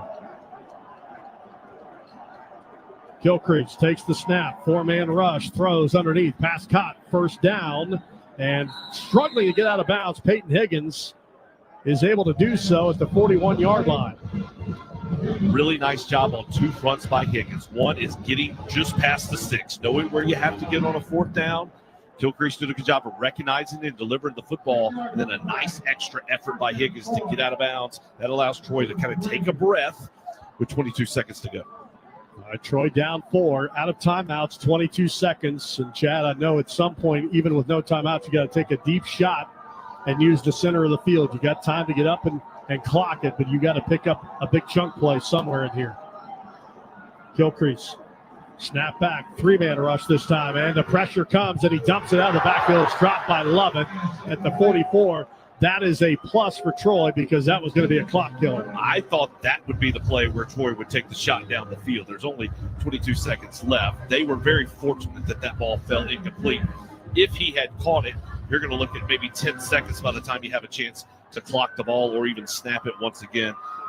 For Troy, this is the play. You have to go down the field. 17 seconds left. Troy, no timeouts, down by 4. Jack State trying to hang on. Gilcrease ready to throw it again. Steps up, fires over the middle. Pass is caught. That'll be a first down to the 44-yard line. Pulled in by Jackson Worley. Clock at 11. Troy up to the line of scrimmage, and they'll spike it.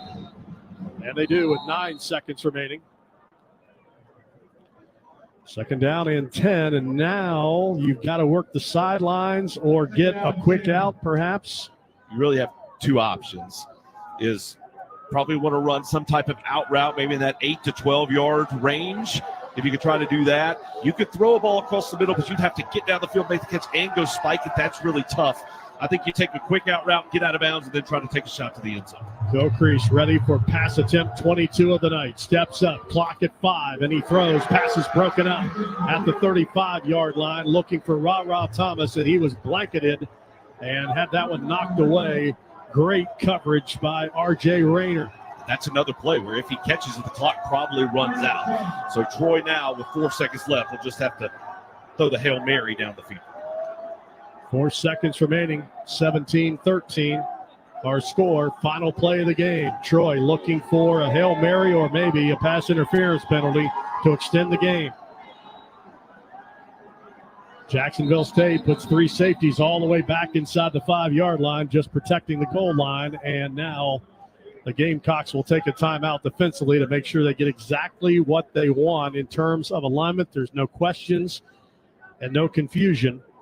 And a good time out there by Charles Kelly, the longtime defensive coordinator, who stops at Florida, Bama, Colorado, and Auburn. So you know he does not want his defense as a head coach to give up something cheap here with 4 seconds to play, and they're on the cusp of a bowl victory. There were 3 Gamecock defenders standing right at the goal line.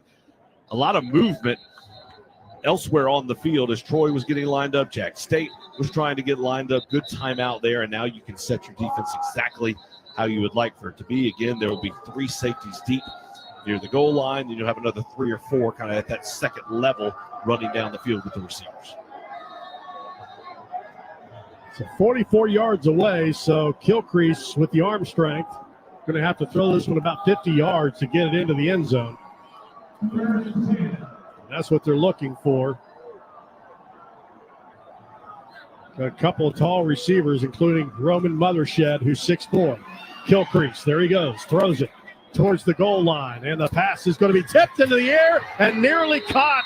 A diving attempt comes up short for Mothershed, and that's the way it ends.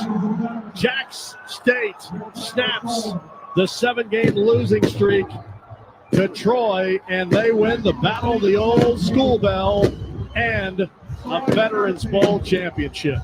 That was a great effort by Gilcrease on that last throw. He got it into the end zone. The ball deflected in the air. You saw the dive by Troy, but the ball fell to the ground. Incomplete, and Jack State comes up with the win. Fireworks going off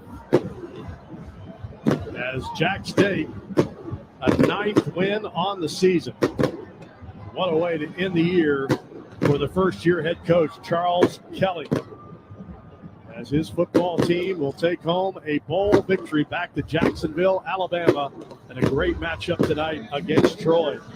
Really tipping the cap to both these teams, particularly defensively.